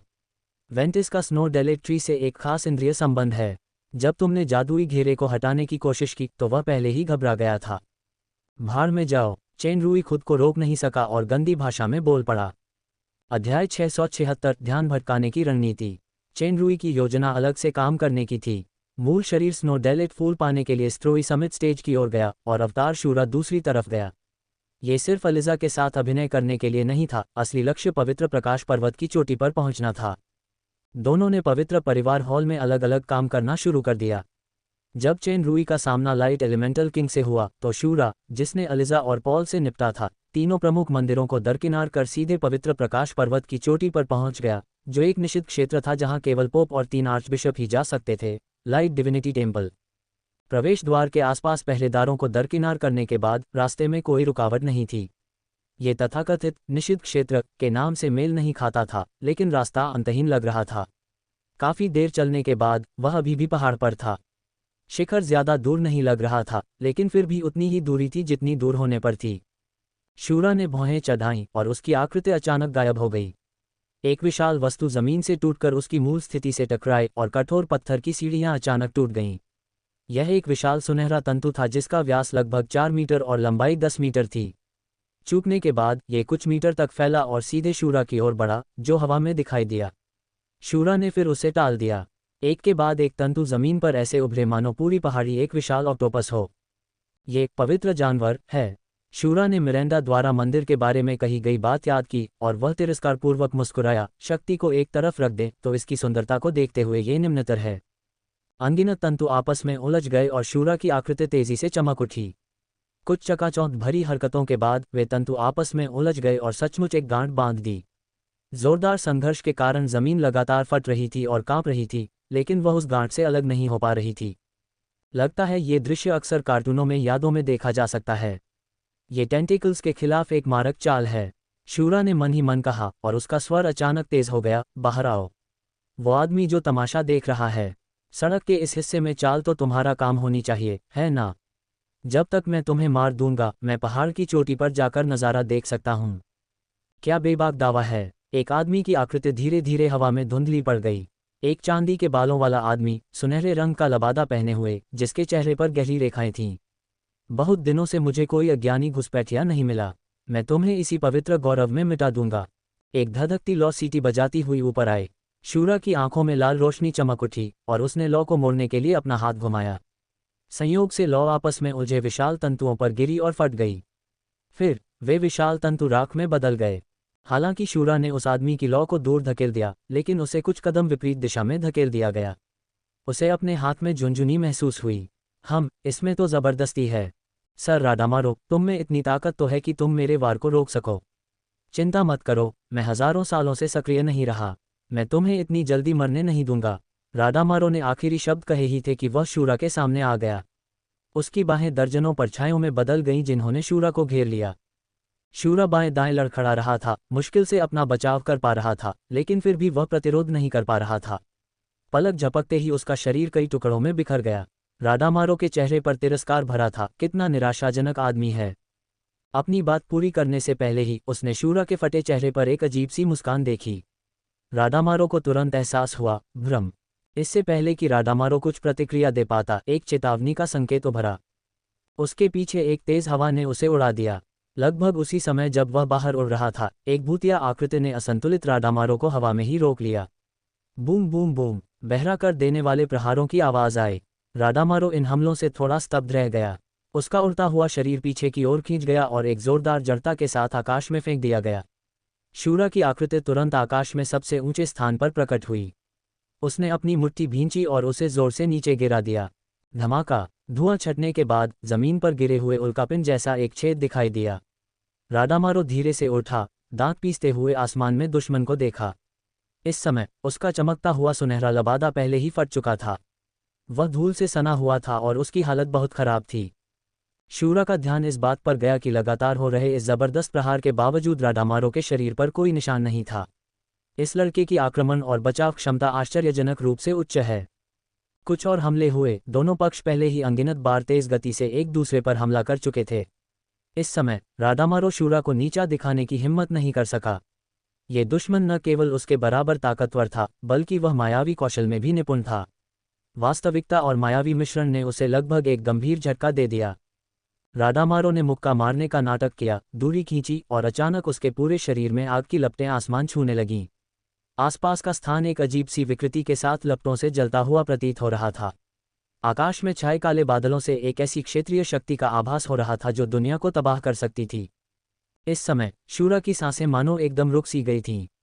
राडामारो की हिंसक आवाज सुनाई दी, स्टारडस्ट रेनस्टॉर्म। आसमान में काले बादल फट पड़े, अनगिनत बिजलियां और चमकती हुई विशाल वर्षा की बूंदें शूरा पर बरस पड़ीं। वह इससे बच नहीं सका। राडामारो की क्षेत्रीय शक्ति के अलावा इस प्रहार में एक विशेष बलवर्धक बफर भी था। अगर चेन रूई यहाँ होता तो वह विश्लेषणात्मक आंखों का उपयोग करके यह अनुमान लगा पाता कि राडामारो की शक्ति इस जोड़ स्तर तक पहुंच गई है। शूरा ने सहज ही इस प्रहार के जबरदस्त खतरे को भांप लिया। उसकी आंखें लाल रोशनी से चमक उठीं। पलक झपकते ही वह स्टारडस्ट रेनस्टॉर्म की शक्ति से पूरी तरह घिर गया।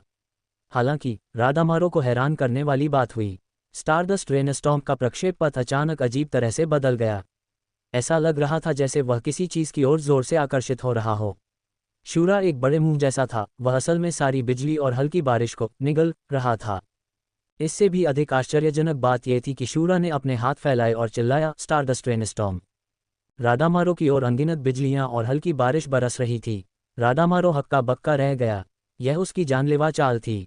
माया, संकट की प्रबल भावना ने उसे बताया कि यह किसी भी तरह से भ्रम नहीं था।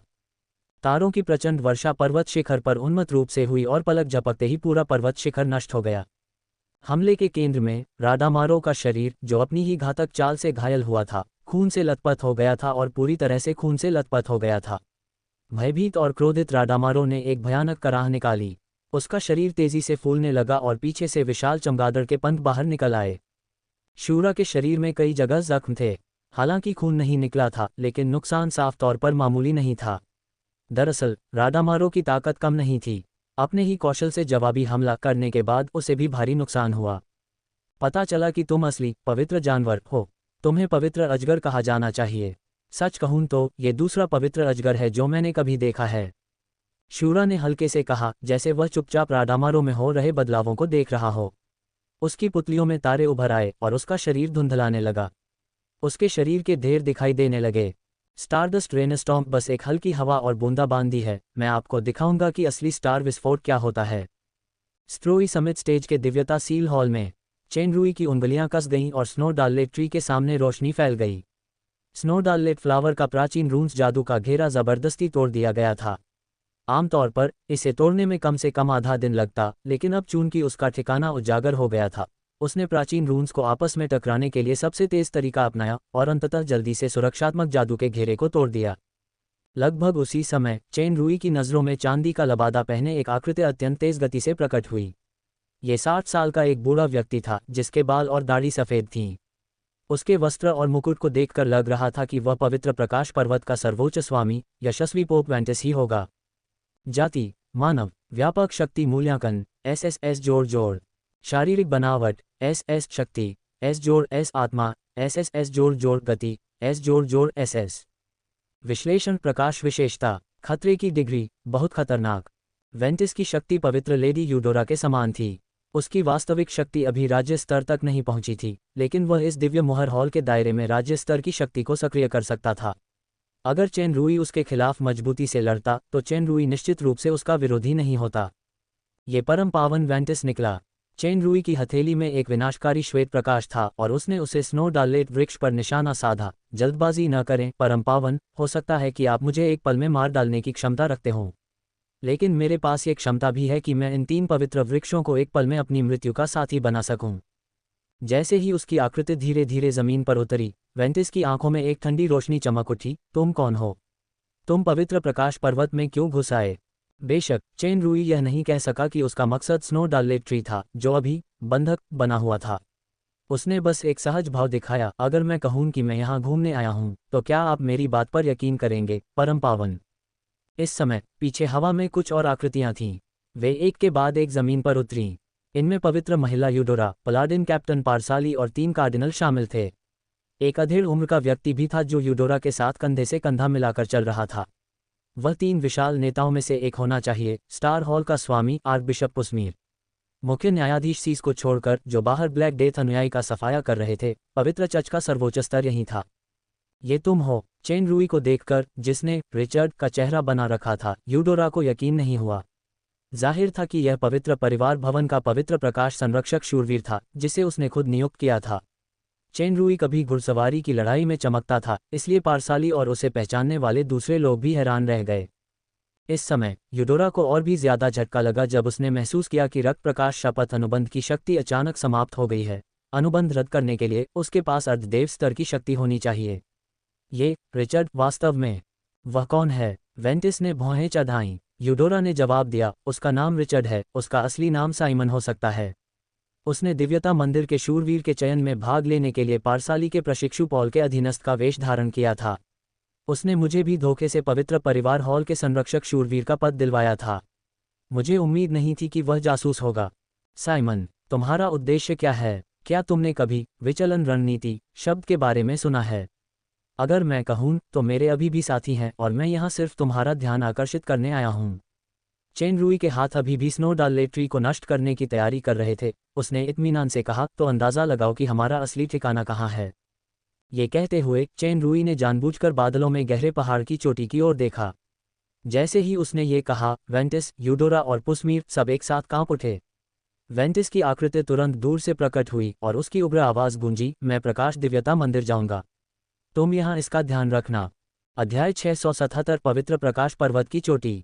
वेंटिस पलक झपकते ही गायब हो गया और केवल 6 लोग बचे। तीनों प्रमुख कार्डिनल्स की युद्ध शक्तियां अपेक्षाकृत कमजोर थीं, लेकिन हर एक के पास अपने अपने साधन थे। पैलाडिन कैप्टन पारसाली, जिन्हें ग्लोरियस स्वॉर्डमास्टर के नाम से जाना जाता था, कई वर्षों से अपने अत्यंत समृद्ध युद्ध अनुभव और प्रबल युद्ध शक्ति के लिए प्रसिद्ध थे। होली लेडी यूडोरा और आर्कबिशप पुस्मीर की शक्ति इस जोर स्तर तक पहुंच गई थी। यह उनका home field, Holi blessing hall और स्टार हॉल नहीं था, इसलिए वे केवल अपनी मूल शक्ति का प्रदर्शन ही कर सकते थे, लेकिन उनमें से कोई भी ऐसा प्रतिद्वंद्वी नहीं था जिसे आसानी से परास्त किया जा सके। इसके अलावा वेंटिस किसी भी समय वापस आ सकता है, इसलिए उसे जल्दी करना होगा। चेन रूई ने सहजता से मुस्कुराते हुए धीरे धीरे स्नोडालेट्री की ओर कुछ कदम बढ़ाए। हर कोई चर्च का सर्वोच्च शक्ति केंद्र है। जब से मैं यहाँ आया हूँ मैंने सबसे बुरे के लिए तैयारी कर ली है, लेकिन मरने से पहले मुझे 3 पवित्र वृक्षों के साथ दफनाना है। मैं व्यर्थ नहीं मरा। क्या तुम्हें लगता है कि इससे हमें कोई खतरा हो सकता है? यूडोरा की निगाहें बेहद उदास थीं। हालांकि उसका चेहरा साफ नहीं दिख रहा था, फिर भी इस पल उसके चेहरे के भावों की कल्पना की जा सकती थी। वह हमेशा से ही एक चतुर दिमाग वाली थी, लेकिन उसके बगल में छिपे इस रिचर्ड ने उसे आसानी से धोखा दे दिया। उसने उसे पवित्र आशीर्वाद हॉल में पवित्र प्रकाश संरक्षक नाइट की उपाधि भी प्रदान की, जो एक शर्मनाक बात थी। स्ट्रोई समिट स्टेज पर रिचर्ड के लिए मुसीबत खड़ी करने की जिम्मेदारी का कम से कम आधा हिस्सा तो यूडोरा के पास था। इसके अलावा एक चीज थी जिसकी यूडोरा को सबसे ज्यादा चिंता थी, हॉल ऑफ फ्लेम का फीनिक्स का अंडा। परम पावन पवित्र महिला, अगर मैं आपकी जगह होता तो अब यहाँ नहीं रुकता। चेन रूई के इस सीधे सादे वाक्य ने यूडोरा की चिंता को और गहरा कर दिया। दरअसल फीनिक्स का अंडा अब उसके अंतरिक्ष वलय में था। अग्नि स्रोत शक्ति भी भंडारण गोदाम में थी और ज्वाला कक्ष में भ्रम पैदा करने के लिए केवल प्राचीन रूनों का एक समूह ही था। यूडोरा का चेहरा बदल गया। उसकी आंखें एक पल के लिए झपकीं और आखिरकार वह शांत हुई। कोई चालबाजी करने की सोचना भी मत। मैं तुम्हें खुद ही नीचे गिरा दूंगी। चेन रूई को उम्मीद नहीं थी कि यूडोरा एक बात कहकर चली जाएगी। उसने ठंडी मुस्कान दी और उसे नज़रअंदाज कर दिया। इस समय पैलाडिन कैप्टन पारसाली बोला, सर रिचर्ड, मैं अभी आपको यही कहूंगा। कम से कम सर्वोच्च स्तर के संत की ताकत वाले एक शक्तिशाली व्यक्ति के रूप में क्या आपको नहीं लगता कि इस तरह का खतरा बहुत भोला है? मैं, पारसाली स्ट्रॉन, आपसे सीधे लड़ने के लिए आपका प्रतिद्वंद्वी बनने को तैयार हूं। आप मुझसे भी ज्यादा भोले हैं, सर पारसाली। अगर मैं आपको हरा भी दूं तो क्या आप मुझे यहाँ से जाने की गारंटी दे सकते हैं? चेन रूई हंसा, मुझे पता है कि आप सब मुझे मारना चाहते हैं। ये 3 पेड़ प्रकाश आशीर्वाद के शरीर के परिवर्तन अनुष्ठान के लिए जरूरी सामग्री हैं। अगर मेरी वजह से ये पूरी तरह से कट भी जाएं, तो मेरी जान बच जाएगी। चेन रूई ने अभी अभी लाइट एलिमेंटल किंग से स्नो डेलेट्री की भूमिका सीखी थी और उसने तुरंत इसका इस्तेमाल किया। बेशक सभी के चेहरे पर डर का भाव ज्यादा था, वे आगे बढ़ने की हिम्मत नहीं जुटा पा रहे थे। आर्चबिशप पुस्मीर ने भौहें चढ़ाईं, आवेग मत करो। जब तक तुम स्नो डाललेट वृक्ष को नहीं छूते, मैं गारंटी दे सकता हूं कि तुम पवित्र प्रकाश पर्वत से सुरक्षित निकल जाओगे। स्नो डेलेट को मत छुओ, मैं इसीलिए यहाँ आया हूँ। परम पावन पुस्मीर, क्या आप मुझे बच्चा समझते हैं? जब तक मैं ये पद छोड़ता हूँ, मुझे डर है कि आप सब मिलकर हमला कर देंगे। चेन रूई ने धमकाने के अंदाज में अपना हाथ स्नो डाललेट ट्री की ओर बढ़ाते हुए व्यंग्य किया। एक धुंधली धुंध बिना किसी निशान के फैल रही थी, जो स्नो डाललेट ट्री के बाहर की धुंध में घुल मिल गई थी। ये स्टार गार्डन की शक्ति थी। सुपर सिस्टम ने संकेत दिया, अज्ञात विश्वास प्राणी स्टार गार्डन प्रत्यारोपण नहीं कर सकता। आस्था प्राणी प्रत्यारोपण में असमर्थ। चेन रूई का दिल बैठ गया, लेकिन संदेश अभी खत्म नहीं हुआ था। इसे स्टार कॉन्फरिंग प्लेटफॉर्म में बदला जा सकता है। रूपांतरण में 20 मिनट लगते हैं और 1 लाख आस्था क्रिस्टल लगते हैं। क्या आप रूपांतरण करना चाहते हैं? पता चला कि स्टार कॉन्फरिंग प्लेटफॉर्म में भी ऐसा ही एक फंक्शन है। चेन रूई बहुत खुश हुआ। विश्वास क्रिस्टल की खपत की संख्या बहुत ज्यादा है, लेकिन इससे भी ज्यादा इसके लायक है। ये शूरा की शक्ति के इस्तेमाल से संभव हुआ, जिसने रास्ते में बहुत सारी आस्था शक्ति चुरा ली। यांग शाओ कैपिटल द्वारा प्राप्त आस्था शक्ति को रूपांतरित करने और सुपर सिस्टम में स्वचालित उत्पादन के बाद आस्था क्रिस्टलों की कुल संख्या लगभग 300,000 हो गई, जो इस महंगे रूपांतरण शुल्क को पूरा करने के लिए पर्याप्त थी। हाँ, चेन रूई ने मन ही मन बुदबुदाया। एक तारे जैसी चमक ने स्नो डाललेट ट्री को एक पारदर्शी प्रकाश कोकून की तरह ढांक लिया था। सिस्टम रिमाइंडर, रूपांतरण शुरू हो गया है। नियंत्रक को रूपांतरण के 100 मीटर के दायरे में नहीं जाना चाहिए, अन्यथा रूपांतरण विफल हो जाएगा। वर्तमान प्रगति 1% है। चर्च में सभी लोगों ने सोचा कि वह पेड़ों के साथ नष्ट होना चाहता है और वे सभी चिल्लाए, रुको। चेन रूई ने पहली बार धर्मांतरण का प्रयोग किया था और उसे अंदाजा भी नहीं था कि इससे इतना बड़ा हंगामा मच जाएगा।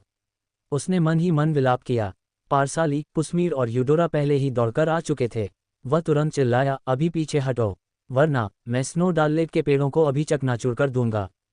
उनकी हरकतें बेशक रुक गईं। पारसाली गुस्से से चिल्लाई, तुमने स्नो डाललेट ट्री के साथ क्या किया? ये सिर्फ एक निवारक उपाय है, क्योंकि मैंने पहले ही बाहर निकलने का एक तरीका सोच लिया है, वह है तुम सबको हराना। चेन रूई ने जानबूझकर समय में देरी करने का बहाना बनाया। पुस्मीर की आंखें सिकुड़ गईं। क्या तुम्हें यकीन है कि तुम में ये क्षमता है? मुझे यकीन नहीं है कि मुझमें यह है या नहीं, लेकिन मुझे ये भी नहीं पता कि मुझमें यह नहीं है। चेन रूई की मुस्कान में गजब का आत्मविश्वास झलक रहा था। मेरी सिर्फ एक ही स्थिति है, एक पर एक। क्या तुम में हिम्मत है? पारसाली की आंखें चमक उठीं। वाह, फिर तो एक पर एक। शायद सर पैलाडिन कैप्टन सचमुच मुझसे आमने सामने लड़ना चाहते हैं, लेकिन कौन गारंटी दे सकता है कि बाकी लोग सेना में शामिल नहीं होंगे, इसलिए मेरी सावधानी जरूरी है। चेन रूई के हाथ में कई गेंदें दिखाई दी और धीरे धीरे स्नो डाललेट वृक्ष के चारों ओर तैरने लगीं। साथ ही उसकी उंगलियां तरह तरह के रहस्यमय चिन्ह बनाने लगीं। ये जादुई गड़गड़ाहट है जो मन से उत्पन्न हो सकती है। एक बार जब यह फटेगी तो संत शक्तियां भी अनिवार्य रूप से घायल हो जाएंगी। स्नो डाललेट वृक्ष की तो बात ही छोड़ दीजिए, जो अपना सुरक्षा चक्र खो देगा। अगर तुमने छिपकर हमला करने या समूहों में लड़ने की हिम्मत की, तो मैं ये जादुई गड़गड़ाहट छोड़ दूंगा और स्नो डाललेट वृक्ष को राख में बदल दूंगा। यूडोरा ने ठंडे स्वर में कहा, आप इसकी गारंटी कैसे दे सकते हैं कि हारने पर आप जादुई बिजली नहीं चलाएंगे और एक साथ नष्ट नहीं हो जाएंगे?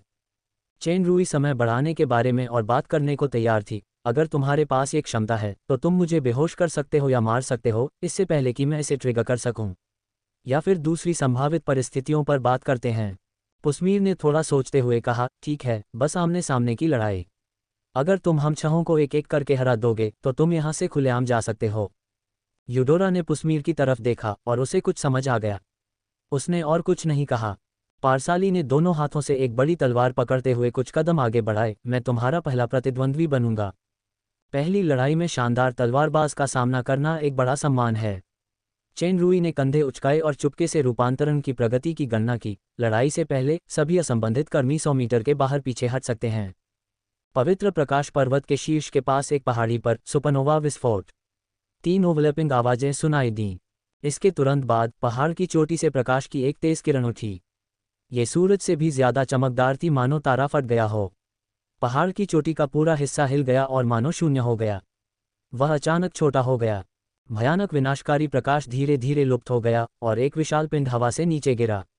जमीन पर गिरते हुए वह सचमुच कांच की तरह बिखर गया। विशाल अजगर का सिर लुढ़क कर उन आकृतियों के पैरों तक पहुंच गया जो धीरे धीरे एक में विलीन हो गईं। लगभग ढह चुकी खड़ी पुतली अभी भी भय और अविश्वास से भरी हुई थी। उस पैर के एक झटके से विशालकाय अजगर का सिर हवा में उछलकर फट गया। शूरा की तिरस्कार भरी आवाज सुनाई दी, हम पवित्र अजगर को सबसे शक्तिशाली अजगर माना जाता है, बस इतना ही। इसके अलावा तुम तो बस एक घमंडी आदमी हो जिसे उस शक्ति ने मजबूत किया है जो तुम्हारी नहीं है। हालांकि उसने रक्षक पवित्र ड्रैगन राडामारो को मार डाला था, शूरा का शरीर पहले से ही चोटों और शक्तिहीनता के कारण बुरी तरह क्षतिग्रस्त हो चुका था, लेकिन उसकी लाल पुतलियां बेफिक्र लग रही थीं। उसका शरीर फड़फड़ाया और तेजी से आगे पहाड़ी रास्ते पर प्रकट हुआ। वह तेजी से पहाड़ की चोटी की ओर बढ़ता रहा। आगे तो उसे कुछ भी महसूस नहीं हुआ, लेकिन पवित्र प्रकाश पर्वत की चोटी के पास पहुंचते ही उसे खतरे का आभास हुआ। जैसे जैसे अदृश्य दबाव धीरे धीरे बढ़ता गया, शूरा उसे साफ साफ महसूस कर पा रहा था। यह विश्वास की शक्ति थी। अतीत से अंतर यह था कि यह आस्था शक्ति अब कोमल नहीं रही, बल्कि इसमें प्रबल आक्रामकता और विध्वंस था। इसे किसी विदेशी शक्ति द्वारा खींचकर परिवर्तित किया जाना चाहिए था। ये बिल्कुल वैसा ही था जैसे सामान्य दिनों का शीतल और कोमल जल अचानक बर्फ में बदल गया हो जो आसानी से गला काट सकता था। पहाड़ी हवा शूरा के चेहरे पर लगी। स्वूश की आवाज के साथ उसके चेहरे पर सचमुच हवा से एक जख्म सा खुल गया था। स्वूश स्वूश स्वूश, एक एक और भयानक घाव उसके शरीर पर दिखाई दिया, जैसे कि वे हवा नहीं थे बल्कि अनगिनत तेज ब्लेड थे। न केवल हवा, बल्कि पेड़, पत्थर और यहाँ तक कि प्रकाश। पर्यावरण में मौजूद हर चीज एक घातक हथियार बन गई थी। शूरा की आंखों में लाल रोशनी चमक उठी। उसका शरीर अचानक मुड़ गया और एक काले गड्ढे में बदल गया। वह काला गड्ढा धीरे धीरे आगे बढ़ा। आसपास मौजूद सारी आक्रामक आस्था शक्ति निगल गई। ये आस्था शक्तियां सभी शुद्ध और सघन शक्तियां थीं। इनकी गुणवत्ता तीनों मंदिरों से भी बेहतर थी। ये पवित्र प्रकाश नगर या यांगशाओ राजधानी से कहीं बेहतर थी। जो भंडार खाली हो गया था उसे तुरंत भर दिया गया। हालांकि जितना आगे आस्था शक्ति उतनी ही प्रबल थी। ब्लैक होल की अत्यंत शक्तिशाली भक्षण विशेषताओं के बावजूद उसमें टुकड़े टुकड़े होने की एक क्षीण प्रवृत्ति थी। विनाशकारी सांसों के साथ एक लाल प्रकाश ब्लैक होल में स्पष्ट रूप से प्रकट हुआ। शूरा ने भ्रम, भक्षण और विनाशकारी शक्तियों को एक में समाहित कर लिया था। उसने ब्लैक होल की शक्ति को सक्रिय करने की पूरी कोशिश की ताकि वह पवित्र प्रकाश पर्वत की चोटी तक कदम दर कदम आगे बढ़ सके। वह पहाड़ की चोटी पर सफ़ेद रोशनी से आच्छादित हॉल को धुंधला धुंधला देख पा रहा था। अचानक हवा में एक खास सांस उभरी। इस खास सांस ने सहज ही शूरा को अभूतपूर्व संयम का एहसास कराया। उसकी विनाशकारी शक्ति न्यूनतम स्तर तक दब गई। वह ब्लैक होल की स्थिति को बरकरार नहीं रख सका और मानव रूप में वापस आ गया। जैसे ही उसने अपना मानव रूप पुनः प्राप्त किया, उसका शरीर धीरे धीरे राख की तरह बिखर गया। ये बिल्कुल बर्फ और बर्फ की तरह था जो सूरज की ओर बढ़ रही थी। उसी समय उसके पीछे से वेंटिस की भयंकर चीख सुनाई दी। प्रकाश दिव्यता मंदिर के ऊपर एक चमकदार चीज तैरती हुई प्रतीत हो रही थी। यही उस विशेष श्वास का स्रोत और समस्त आस्था शक्ति का मूल थी। हालांकि कोई उस विशिष्ट स्वरूप को देख नहीं पा रहा था। शूरा ने आखिरी बार यही देखा था। पलक झपकते ही वह उड़ती हुई राख में बदल गया। अध्याय 678 पलायन। स्ट्रोई समिट स्टेज पर डिविनिटी सील हॉल। दोनों आकृतियां एक दूसरे के आगे तेजी से गुजर रही थीं। हालांकि जादू बहुत तेज था, पर वह उसकी जबरदस्त शक्ति को झेल नहीं पा रहा था। जमीन पर कई आश्चर्यजनक दरारें पड़ गई थीं। इनमें से ज्यादातर दरारें पारसाली की महान तलवार गेल की वजह से पड़ी थीं। शानदार तलवारबाज के हाथों में वह भारी तलवार एक टहनी जितनी हल्की थी, लेकिन उसकी भारी गति बेहद दमनकारी लग रही थी। इसमें एक रहस्यमय सच्चाई छिपी थी। वह दुनिया का सबसे प्रसिद्ध शानदार तलवारबाज बनने का हकदार था। चेनरुई की तलवारबाजी की गुरु एथेना थीं। उस समय उन्होंने तलवारबाजी की मूल बातें सीखीं। बाद में इस साहसिक कार्य के दौरान उन्होंने दोस्तों और दुश्मनों से बहुत कुछ सीखा। उनकी असली शैली तब बनी जब उन्होंने लीथ वाइल्डनेस में ओब्सीडियन से युद्ध किया।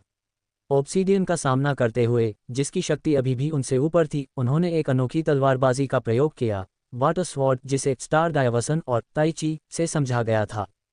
उत्तरी सागर की तलवार पानी जैसे प्रकाश पैटर्न के साथ लहरा रही थी और लगातार गेल ग्रेटस्वॉर्ड की शक्तिशाली शक्ति को खींचकर उसे विलीन कर रही थी। इस प्रभाव में हालांकि दोनों पक्षों की आक्रमण और रक्षा गति अत्यंत तीव्र थी। दोनों तलवारें शायद ही कभी तलवार के अग्रभाग को काटती थीं। पारसाली के पास प्रबल तलवार शक्ति थी, लेकिन वह उसे प्रकट नहीं कर पा रहा था। इसके बजाय वह छाया जैसे तलवार पैटर्न में उलझा हुआ था, उससे छुटकारा पाना मुश्किल था। आखिरकार पारसाली कई सालों से तलवारबाजी में डूबा हुआ था। उसकी बड़ी तलवार घूमने लगी और अनगिनत तलवारों की रोशनियां चारों तरफ से कोड़े की तरह फैलने लगीं। चेन रुई ने जब जल तलवार से उसे हल किया तो पारसाली, जिसने दूरी बना ली थी, से एक बेहद तेज ची निकली। उसने दोनों हाथों से बड़ी तलवार उठाए और चिल्लाते हुए उसे काट डाला, सेना तोड़ो। इस वार में अनगिनत तलवारबाजी की तकनीकों का एक ही वार था। इसमें जटिल को सरल बनाने का सिद्धांत समाहित था। तीक्ष्ण और भयानक तलवार की क्यू ने चेन रुई पर वार किया। उस विशेष क्षेत्र नियम ने चेन रुई को एक अपरिहार्य सहज ज्ञान दिया, इसलिए वह उसे केवल बलपूर्वक ही झेल सकता था। सेना को तोड़ना पारसाली की 2 तलवार तकनीकों में से एक थी जिसमें सबसे शक्तिशाली प्रहार था। चेन रुई के हाथ में उत्तरी सागर की तलवार अचानक गायब हो गई और उसने अपने नंगे हाथों से ब्रेक आर्मी को रोक दिया। जहां से उसके हाथ गुजरे वहां हल्की लहरें उठीं। पारसाली की हैरान निगाहों में उसका तेज वार एक अजीब सी ताकत से घूमकर उस पर वापस आ गया। पारसाली अचंभित रह गया। खेल देख रहे सभी लोग भी हैरान थे। खासकर पीछे से आ रहे बड़ी संख्या में लाइट नाइट्स को दूर से ही कई नेताओं ने रोक दिया था। सभी ने ये दृश्य साफ देखा। ये प्रहार सेना को तोड़ना पारसाली का प्रसिद्ध मारक प्रहार है जिसने कई विरोधियों को परास्त किया, लेकिन ये पहली बार है कि यह आसानी से प्रतिक्षेपित हो गया है। पारसाली का आश्चर्य क्षण एक ही था। अपनी ही शक्तिशाली मारक चाल का सामना करते हुए उसकी गेल ग्रेटस्वॉर्ड जमीन में धंस गई और उसका शरीर तुरंत उठती लपटों से घिर गया। लपटें तुरंत अनगिनत आपस में जुड़ी हुई पारभासी प्रकाश ढालों में बदल गईं जो उसके सामने आ गईं। ये तलवार का सबसे शक्तिशाली रक्षात्मक कौशल अजेय था। चेन रुई ने एक बार पॉल को सैमुअल के साथ द्वंद्व युद्ध में ये तरकीब इस्तेमाल करते देखा था। पारसाली द्वारा सक्रिय की गई इस तरकीब की शक्ति पॉल से कहीं बेहतर थी। इससे पूर्ण सुरक्षा और अजेयता का एहसास होता था। हालांकि इस सबसे मजबूत ढाल को सबसे मजबूत भाले का सामना करना पड़ा। प्रबल तलवारची ने तुरंत ही एक दूसरे पर चढ़ी पारदर्शी प्रकाश ढालों पर प्रहार किया और पूरा हिम शिखर मंच चकाचौंध भरी रोशनी में हिल उठा। प्रकाश ढाल इंच इंच टूट रहा था और तलवारची लगातार कमजोर होती जा रही थी। अंत में जब प्रकाश ढाल की आखिरी परत टूट गई तो तलवारची बिना किसी निशान के ढह गई। इस भयानक प्रहार से पारसाली की आकृति 20 मीटर पीछे धकेल दी गई। हर कदम ठोस जादुई जमीन पर एक गहरा पदचिह्न छोड़ गया। पारसाली का चेहरा थोड़ा पीला पड़ गया था और उसके मुंह के कोने से खून की एक बूंद बह रही थी। मानव जगत के एक शीर्ष तलवारबाज के रूप में उसने लंबे समय से इतने शक्तिशाली प्रतिद्वंद्वी का सामना नहीं किया था। टैंकिंग के चेन रुई को मारने वाले वार का एहसास बिल्कुल असहज था, लेकिन इस चोट ने गौरवशाली तलवारबाज के लड़ने के जज्बे को प्रभावित नहीं किया, बल्कि उसकी आंखों में लड़ने का जज्बा और भी तेज हो गया। उसी समय चेन रुई की ओर कदम दर कदम बढ़ते हुए उसके शरीर पर एक सफ़ेद लौ जल उठी। चेन रुई ने अभी अभी स्टार डायवर्जेंट तकनीक सक्रिय की है। अब वह स्टार डायवर्जेंट में सूक्ष्म समायोजन कर सकता था। अगर वह भाग्यशाली होता तो वह शूरा जैसे प्रतिद्वंद्वी के अपने कौशल से, जैसे कि अभी अभी किया गया, परफेक्ट जवाबी कार्रवाई कर सकता था। दुर्भाग्य से इस कौशल का अब कम समय में उपयोग नहीं किया जा सकता था।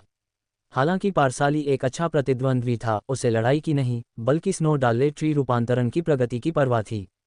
अब प्रगति 60% तक पहुंच गई थी और 8 मिनट शेष थे।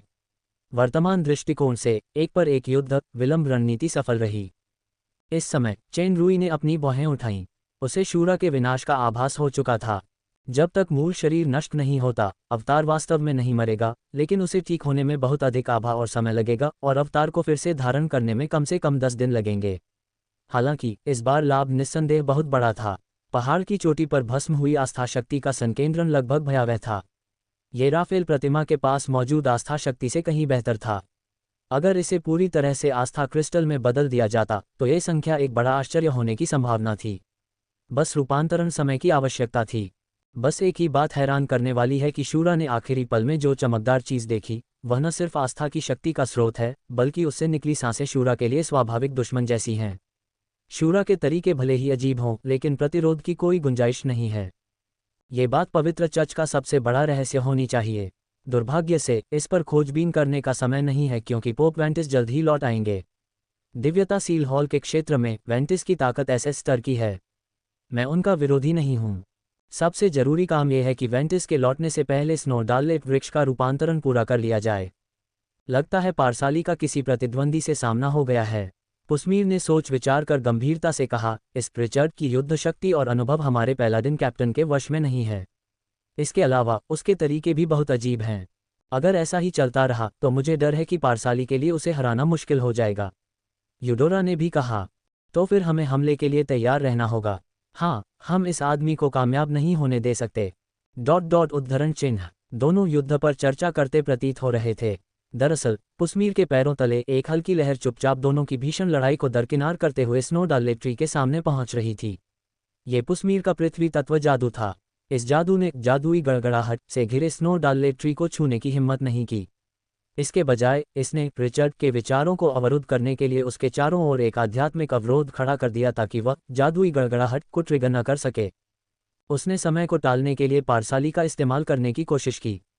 एक बार जब वह रिचर्ड की आत्मिक शक्ति के संचरण पथ को सफलतापूर्वक बंद कर देता तो स्नोडाल वृक्ष को विस्फोट का कोई खतरा नहीं होता। उसके बाद सभी मिलकर दुश्मन को मार सकते थे या पकड़ सकते थे। चेनरुई को पुस्मीर की कोशिश का पता नहीं था।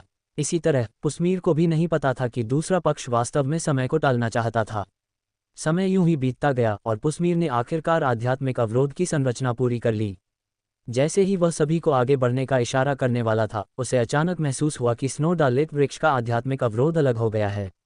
प्रकाश की वह शक्ति जो अतीत में इतनी समृद्ध थी, तेजी से कम हो रही थी। प्रकाश के आवरण में तीनों स्नोडाल वृक्षों की परछाइयां धुंधली पड़ने लगीं। वे अचंभित रह गए। स्नोडाल ट्री में कुछ गड़बड़ है। सब लोग उसे पकड़ो, पुस्मीर चिल्लाया और स्नोडाल ट्री की ओर उड़ गया। असल में चेनरुई पारसाली से लड़ रहा था। ये देखकर कि वह 2 मिनट से भी कम समय में रूपांतरण पूरा कर सकता है, पुस्मीर को अचानक इसका पता चल गया। वह तुरंत चिल्लाया और उसकी सांसें तेज हो गईं। चारों ओर तारे दिखाई देने लगे। पारसाली को अचानक लगा कि उसकी शक्ति तेजी से कम हो रही है और दबाव 2 गुना हो गया है। चेनरुई ने एक हाथ से पारसाली की तलवार पकड़ी और अपनी हथेली को ब्लेड में बदलकर पुस्मीर पर वार किया, जो स्नोडाल ट्री की ओर तेजी से बढ़ रहा था। आभा ब्लेड का ये प्रहार पूरी ताकत से हुआ था। हालांकि ये 10 मीटर से भी ज्यादा दूर था, लेकिन तेज क्यूई इतनी तेज थी मानो उसके ऊपर से वार कर रही हो। पुस्मीर जल्दी से हवा में घूमा और हाथ में एक लंबी छड़ी पकड़ ली। एक अदृश्य जादुई अवरोध तुरंत उसके सामने प्रकट हुआ। हालांकि इस ब्लेड की तीक्ष्णता कल्पना से परे थी। जादुई अवरोध 2 भागों में बंटा हुआ था। छोटी छड़ी लाल रंग में चमक रही थी और पुस्मीर की आकृति नीचे जमीन पर दिखाई दी। वह चौंक गया और ठंडे पसीने से भीग गया। अगर छड़ी के साथ अभी अभी आई टेलीपोर्ट विशेषता न होती तो शायद वह इस ब्लेड से गंभीर रूप से घायल हो जाता। चेनरुई की स्थिति बहुत गंभीर थी। पुस्मीर की चीख सुनकर यूडोरा और तीनों कार्डिनल एक साथ दौड़ पड़े। यूडोरा सबसे तेज थी। फीनिक्स का अंडा उसके राज्य की महाशक्ति बनने की कुंजी था, इसलिए वह कोई गलती नहीं कर सकती थी। रिचर्ड उन गिने चुने लोगों में से एक था जो ज्वाला के हॉल का रहस्य जानता था। हालांकि वह ज्वाला के हॉल में वापस नहीं लौटी, लेकिन वह अंदाजा लगा सकती थी कि फीनिक्स का अंडा उसके हाथ लग चुका है। उसे दुश्मन को जिंदा पकड़ना होगा, फीनिक्स के अंडे को वापस पाना होगा या फिर उसे यातना देकर उसका पता बताना होगा। चेनरुई ने जल्दी से समय गिना और चिल्लाया, विनाशकारी आभा झटका। पलक झपकते ही यूडोरा, पुस्मीर, पारसाली और तीनों प्रमुख कार्डिनल्स के शरीर एक ही समय में लगातार बदलती रोशनी से चमक उठे। दूर से उछलते हुए प्रतीक दिखाई दे रहे थे। दरअसल ये अनगिनत विनाशकारी तेज गति वाली तलवारें थीं। सच्चा विनाशकारी आभा झटका एओई कौशल। 30 मीटर की त्रिज्या के भीतर सभी शत्रुतापूर्ण प्राणियों को उच्च गति वाली तलवार क्यूई द्वारा तुरंत काट दिया जाएगा।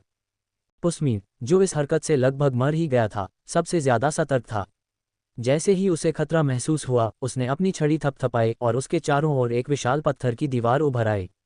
पत्थर की दीवार विनाशकारी आभा प्रहार से तेजी से कट और विभाजित हो गई, लेकिन पत्थर की दीवार पर लगातार अतिरिक्त बल भी लग रहा था, इसलिए तलवार की क्यू पुस्मीर को अंदर से नुकसान नहीं पहुंचा सकी। यूडोरा की प्रतिक्रिया भी बहुत तेज थी। उसका शरीर अचानक एक पारदर्शी लाल क्रिस्टल में बदल गया। जहां तलवार की क्यू गुजरी, वहां हर जगह चिंगारियां बिखर रही थीं। क्रिस्टल को जरा भी नुकसान नहीं पहुंचा। पारसाली अजय ने भी मजबूत रक्षात्मक क्षमताएं दिखाईं, लेकिन तीनों कार्डिनल्स जल्दबाजी में लग रहे थे। रोज घायल भी हो गया।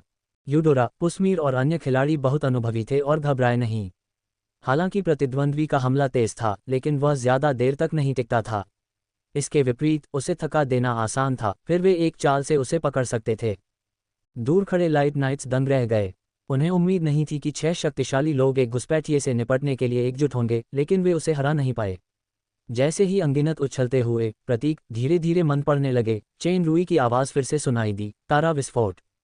चाहे मैदान में यूडोरा और दूसरे लोग हों या युद्ध देख रहे शूरवीर, उन्हें इस समय एक भ्रम हो रहा था। मानो अनगिनत तारे एक साथ फूट पड़े हों और सिर्फ विनाश की किरणें ही दिखाई दे रही थीं। पूरा स्ट्रोई समिट स्टेज जोर जोर से हिल रहा था। स्ट्रोई समिट स्टेज पर एक सुनहरी रोशनी छा गई। धमाके की चकाचौंध भरी रोशनी अचानक बुझ गई और जमीन पर कंपन कम हो गया। भीषण विस्फोट के बाद के भयावह निशान दिखाई दे रहे थे। हालांकि 6 प्रमुख चर्चों के नेता थके हुए दिख रहे थे, फिर भी वे सभी ठीक थे। चांदी के वस्त्र पहने एक बूढ़ा आदमी खेत में प्रकट हुआ, जिसके मुंह से पवित्र सुनहरी रोशनी निकल रही थी। जमीन पर पड़े खून के एक छोटे से गड्ढे को घूरते हुए उसका चेहरा बेहद भद्दा लग रहा था। तेज तर्रार लाइट नाइट ने पाया कि 3 पवित्र पेड़ गायब हो गए थे। अध्याय 679 फसल। चांदी के वस्त्र पहने बूढ़ा आदमी वेंटिस था, जो प्रकाश दिव्यता मंदिर से वापस आ रहा था। संयोग से उसकी मुलाकात चेन रुई के तारा विस्फोट से हो गई। दिव्यता सीर शिखर क्षेत्र में वेंटिस की शक्ति को SS स्तर तक बढ़ाया जा सकता था। उसने अपनी अत्याचारी शक्ति को सैकड़ों मीटर दूर से प्रक्षेपित किया और वास्तव में स्टार एक्सप्लोजन को सीधे बुझा दिया। हालांकि सुनहरी रोशनी के प्रकट होने से लेकर बुझने तक कुछ ही सेकंड का समय था, लेकिन जो हुआ वह उससे कहीं ज्यादा था। दूर खड़े रक्षक शूरवीरों और प्रकाश शूरवीरों को भले ही साफ दिखाई न दे रहा हो, लेकिन पुस्मीर, यूडोरा और बाकी चारों समझ गए कि दुश्मन ने तुरंत अपना हमला छोड़ दिया है। अंतरिक्ष द्वार जैसा एक जादू सक्रिय कर दिया है और वेंटिस को आते देख भागने की फिराक में है। वेंटिस का जोरदार और शक्तिशाली प्रहार उस पर पड़ने ही वाला था, लेकिन न जाने क्यों सभी को एक साथ ऐसा भ्रम हुआ मानो समय का प्रवाह अचानक धीमा पड़ गया हो। पलक झपकते ही सामान्य स्थिति में लौटने के बाद रिचर्ड चला गया। बस एक मंद रोशनी वाला द्वार बचा था। यद्यपि जमीन पर खून के धब्बे थे, लेकिन यह निश्चित था कि दुश्मन केवल घायल हुआ था, मरा नहीं था। वेंटिस ने तुरंत प्रतिक्रिया दी और उस प्रकाश द्वार को पकड़ने के लिए हाथ बढ़ाया, जो पूरी तरह से गायब नहीं हुआ था। अपनी शक्ति से अगर प्रतिद्वंद्वी अंतरिक्ष द्वार में भाग भी गया होता तो भी वह टेलीपोर्टेशन का पीछा कर सकता था या उसे नष्ट कर सकता था।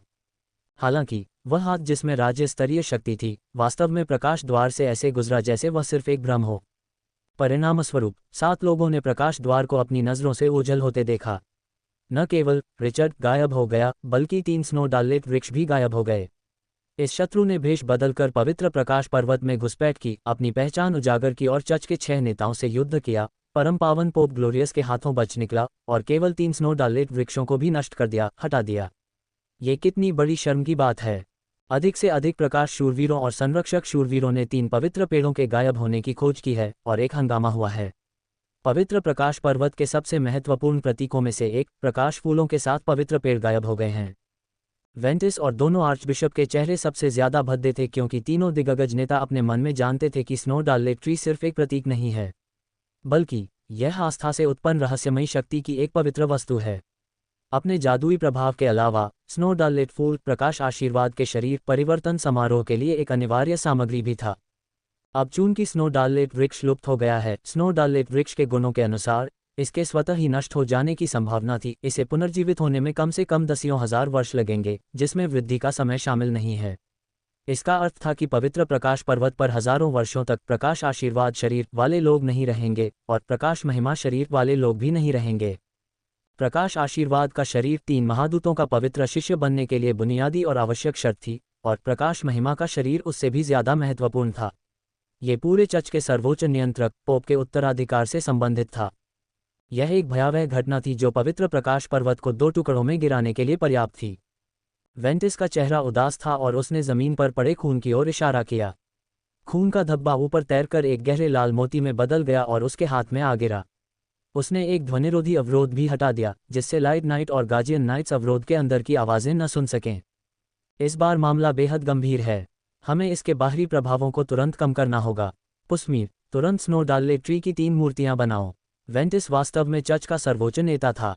तुरंत निर्णय लिया गया। पारसाली, आप और तीनों कार्डिनल इस दिव्यता मंदिर नाइट सम्मान समारोह की अध्यक्षता और उसके बाद की स्थिति को संभालने के लिए जिम्मेदार हैं। जहां तक हमलावर दुश्मन का सवाल है, हमें उसे दंडित करने के लिए सबसे कड़े उपायों का इस्तेमाल करना होगा। हमें ऐसी घटनाएं दोबारा नहीं होने देनी चाहिए।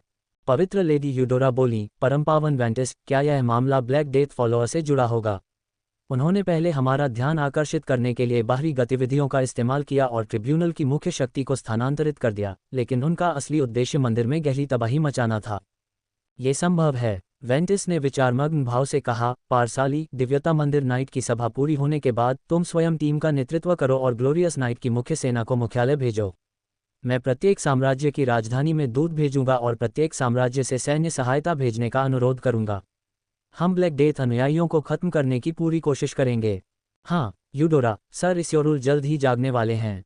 तुम्हें सच बताना होगा और यह रक्त बीज उन्हें देना होगा। सर यवेसरुल की दिव्य दृष्टि के साथ, रिचर्ड, चाहे कोई भी रूप धारण कर ले, बचने का कोई रास्ता नहीं है। मैं पोप के आदेश का पालन करते हुए इस दुश्मन का शिकार करने के लिए 12 पवित्र शिष्यों को भेजूंगा। यदि आवश्यक हुआ तो हमें सर इस्योरुल से स्वयं कार्रवाई करने के लिए कहना पड़ सकता है। हाँ, थोड़ी देर बाद प्रकाश शूरवीरों और संरक्षक शूरवीरों को यह देखकर आश्चर्य हुआ कि तीनों हिमडालेट वृक्ष धीरे धीरे अपने मूल स्वरूप में आ गए थे। वेंटिस की आवाज़ सुनाई दी, वफादार और बहादुर शूरवीरों, इस बार अंधकार में पंथी पहाड़ों में घुस आया और पवित्र वृक्षों को नष्ट करना चाहता था, लेकिन प्रकाश देवता के आशीर्वाद से पवित्र वृक्ष सुरक्षित और स्वस्थ हैं। ये निर्विवाद है कि हमारी लापरवाही के कारण पंथी के काले हाथों ने पवित्र प्रकाश पर्वत की पवित्रता को लगभग कलंकित कर दिया। यह एक अक्षम्य भूल है। इस कलंक को केवल पंथी के रक्त से ही धोया जा सकता है। निस्संदेह पवित्र वृक्षों की पुनर्प्राप्ति और वेंटिस के जोशीले प्रोत्साहन से प्रकाश शूरवीरों का उत्साह बढ़ा और उन्होंने एक स्वर में जयकारा लगाया। वेंटिस संतुष्ट होकर मुस्कुराया, लेकिन उसकी आंखों में धुंध नहीं छुप सकी। वेंटिस ज्यादा उदास नहीं थी।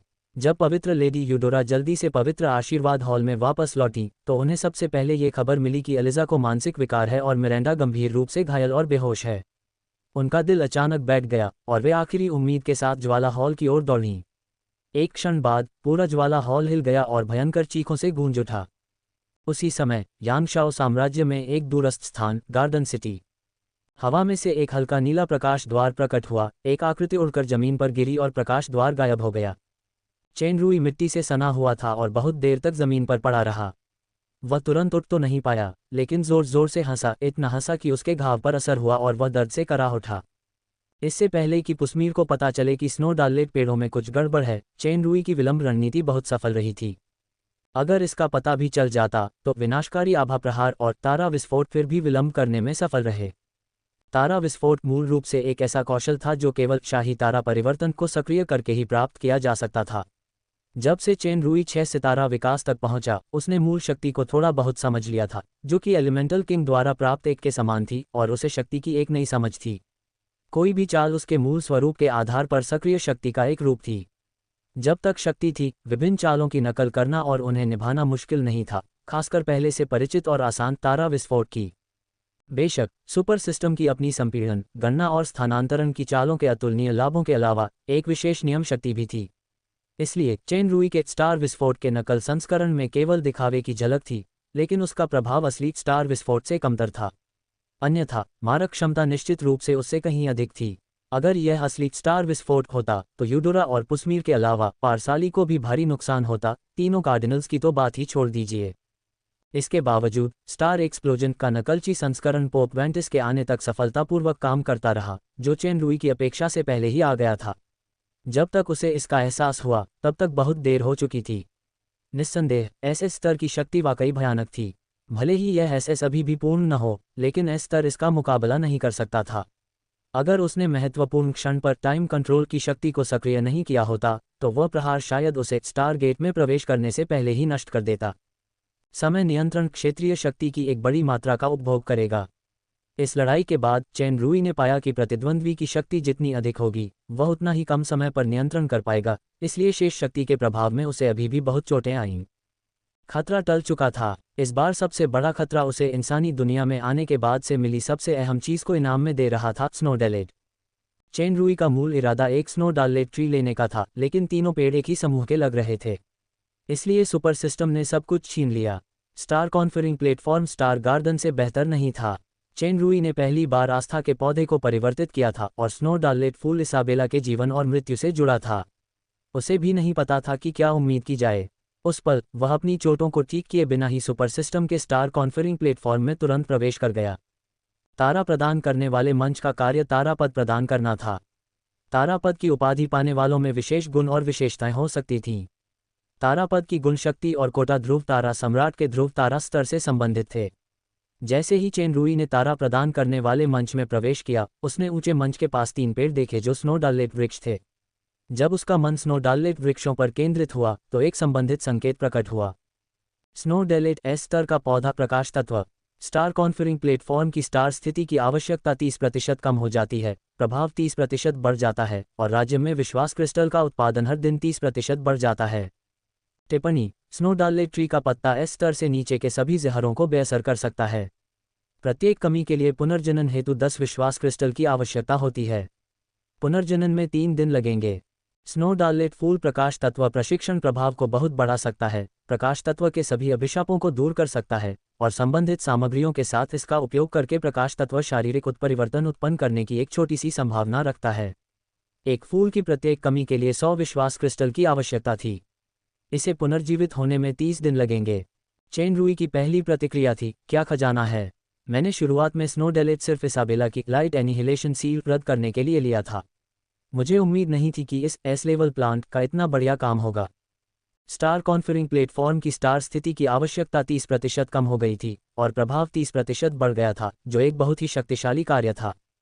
उदाहरण के लिए, यदि वह एथेना को स्टार जनरल की उपाधि प्रदान करना चाहता था, तो स्नोडालेट के विशेष प्रभाव से स्टार कॉन्फरिंग द्वारा खपत होने वाले विश्वास क्रिस्टल में 30% की कमी आ जाती और एथेना के स्टार जनरल का एस पावर प्रभाव प्रारंभिक चरण के दानव अधिपति की सामान्य शक्ति से 30% अधिक शक्तिशाली होता। इससे भी महत्वपूर्ण बात यह है कि स्नोडालेट निश्चित रूप से एकमात्र विश्वास संयंत्र नहीं था। यदि अधिक विश्वास संयंत्र प्राप्त किए जाते तो बफ का प्रभाव बढ़ जाता। स्नोडालेट फूल की भूमिका सबसे महत्वपूर्ण थी। इसमें कोई शक नहीं कि यह सभी प्रकाश तत्व मंत्रों को रद्द कर सकता था। इसके अलावा चेन रुई को यह महसूस हो रहा था कि तारा प्रदान करने वाले मंच के स्वामी के रूप में वह पिछले ईश्वर की मुहर प्रतिबंधों की चिंता किए बिना अपनी इच्छानुसार स्नोडालेट फूल तोड़ सकता था। पत्तों का विश्रण कार्य सोने पर सुहागा था। इस बार फसल काफी भरपूर थी। स्नोडेलेट के अलावा फीनिक्स का अंडा और अंतरिक्ष वलय में अग्नि स्रोत शक्ति के साथ साथ विश्वास शक्ति भी थी, जो मात्रा और गुणवत्ता में कल्पना से परे थी। फिर भी परिणाम निश्चित रूप से मामूली नहीं थे। यह उस साहब के मुंह पर तमाचा मारने के बराबर था जो हमेशा पवित्र प्रकाश पर्वत पर ऊंचे पद पर रहे थे और वेंटिस उन्हें कभी जाने नहीं देंगे।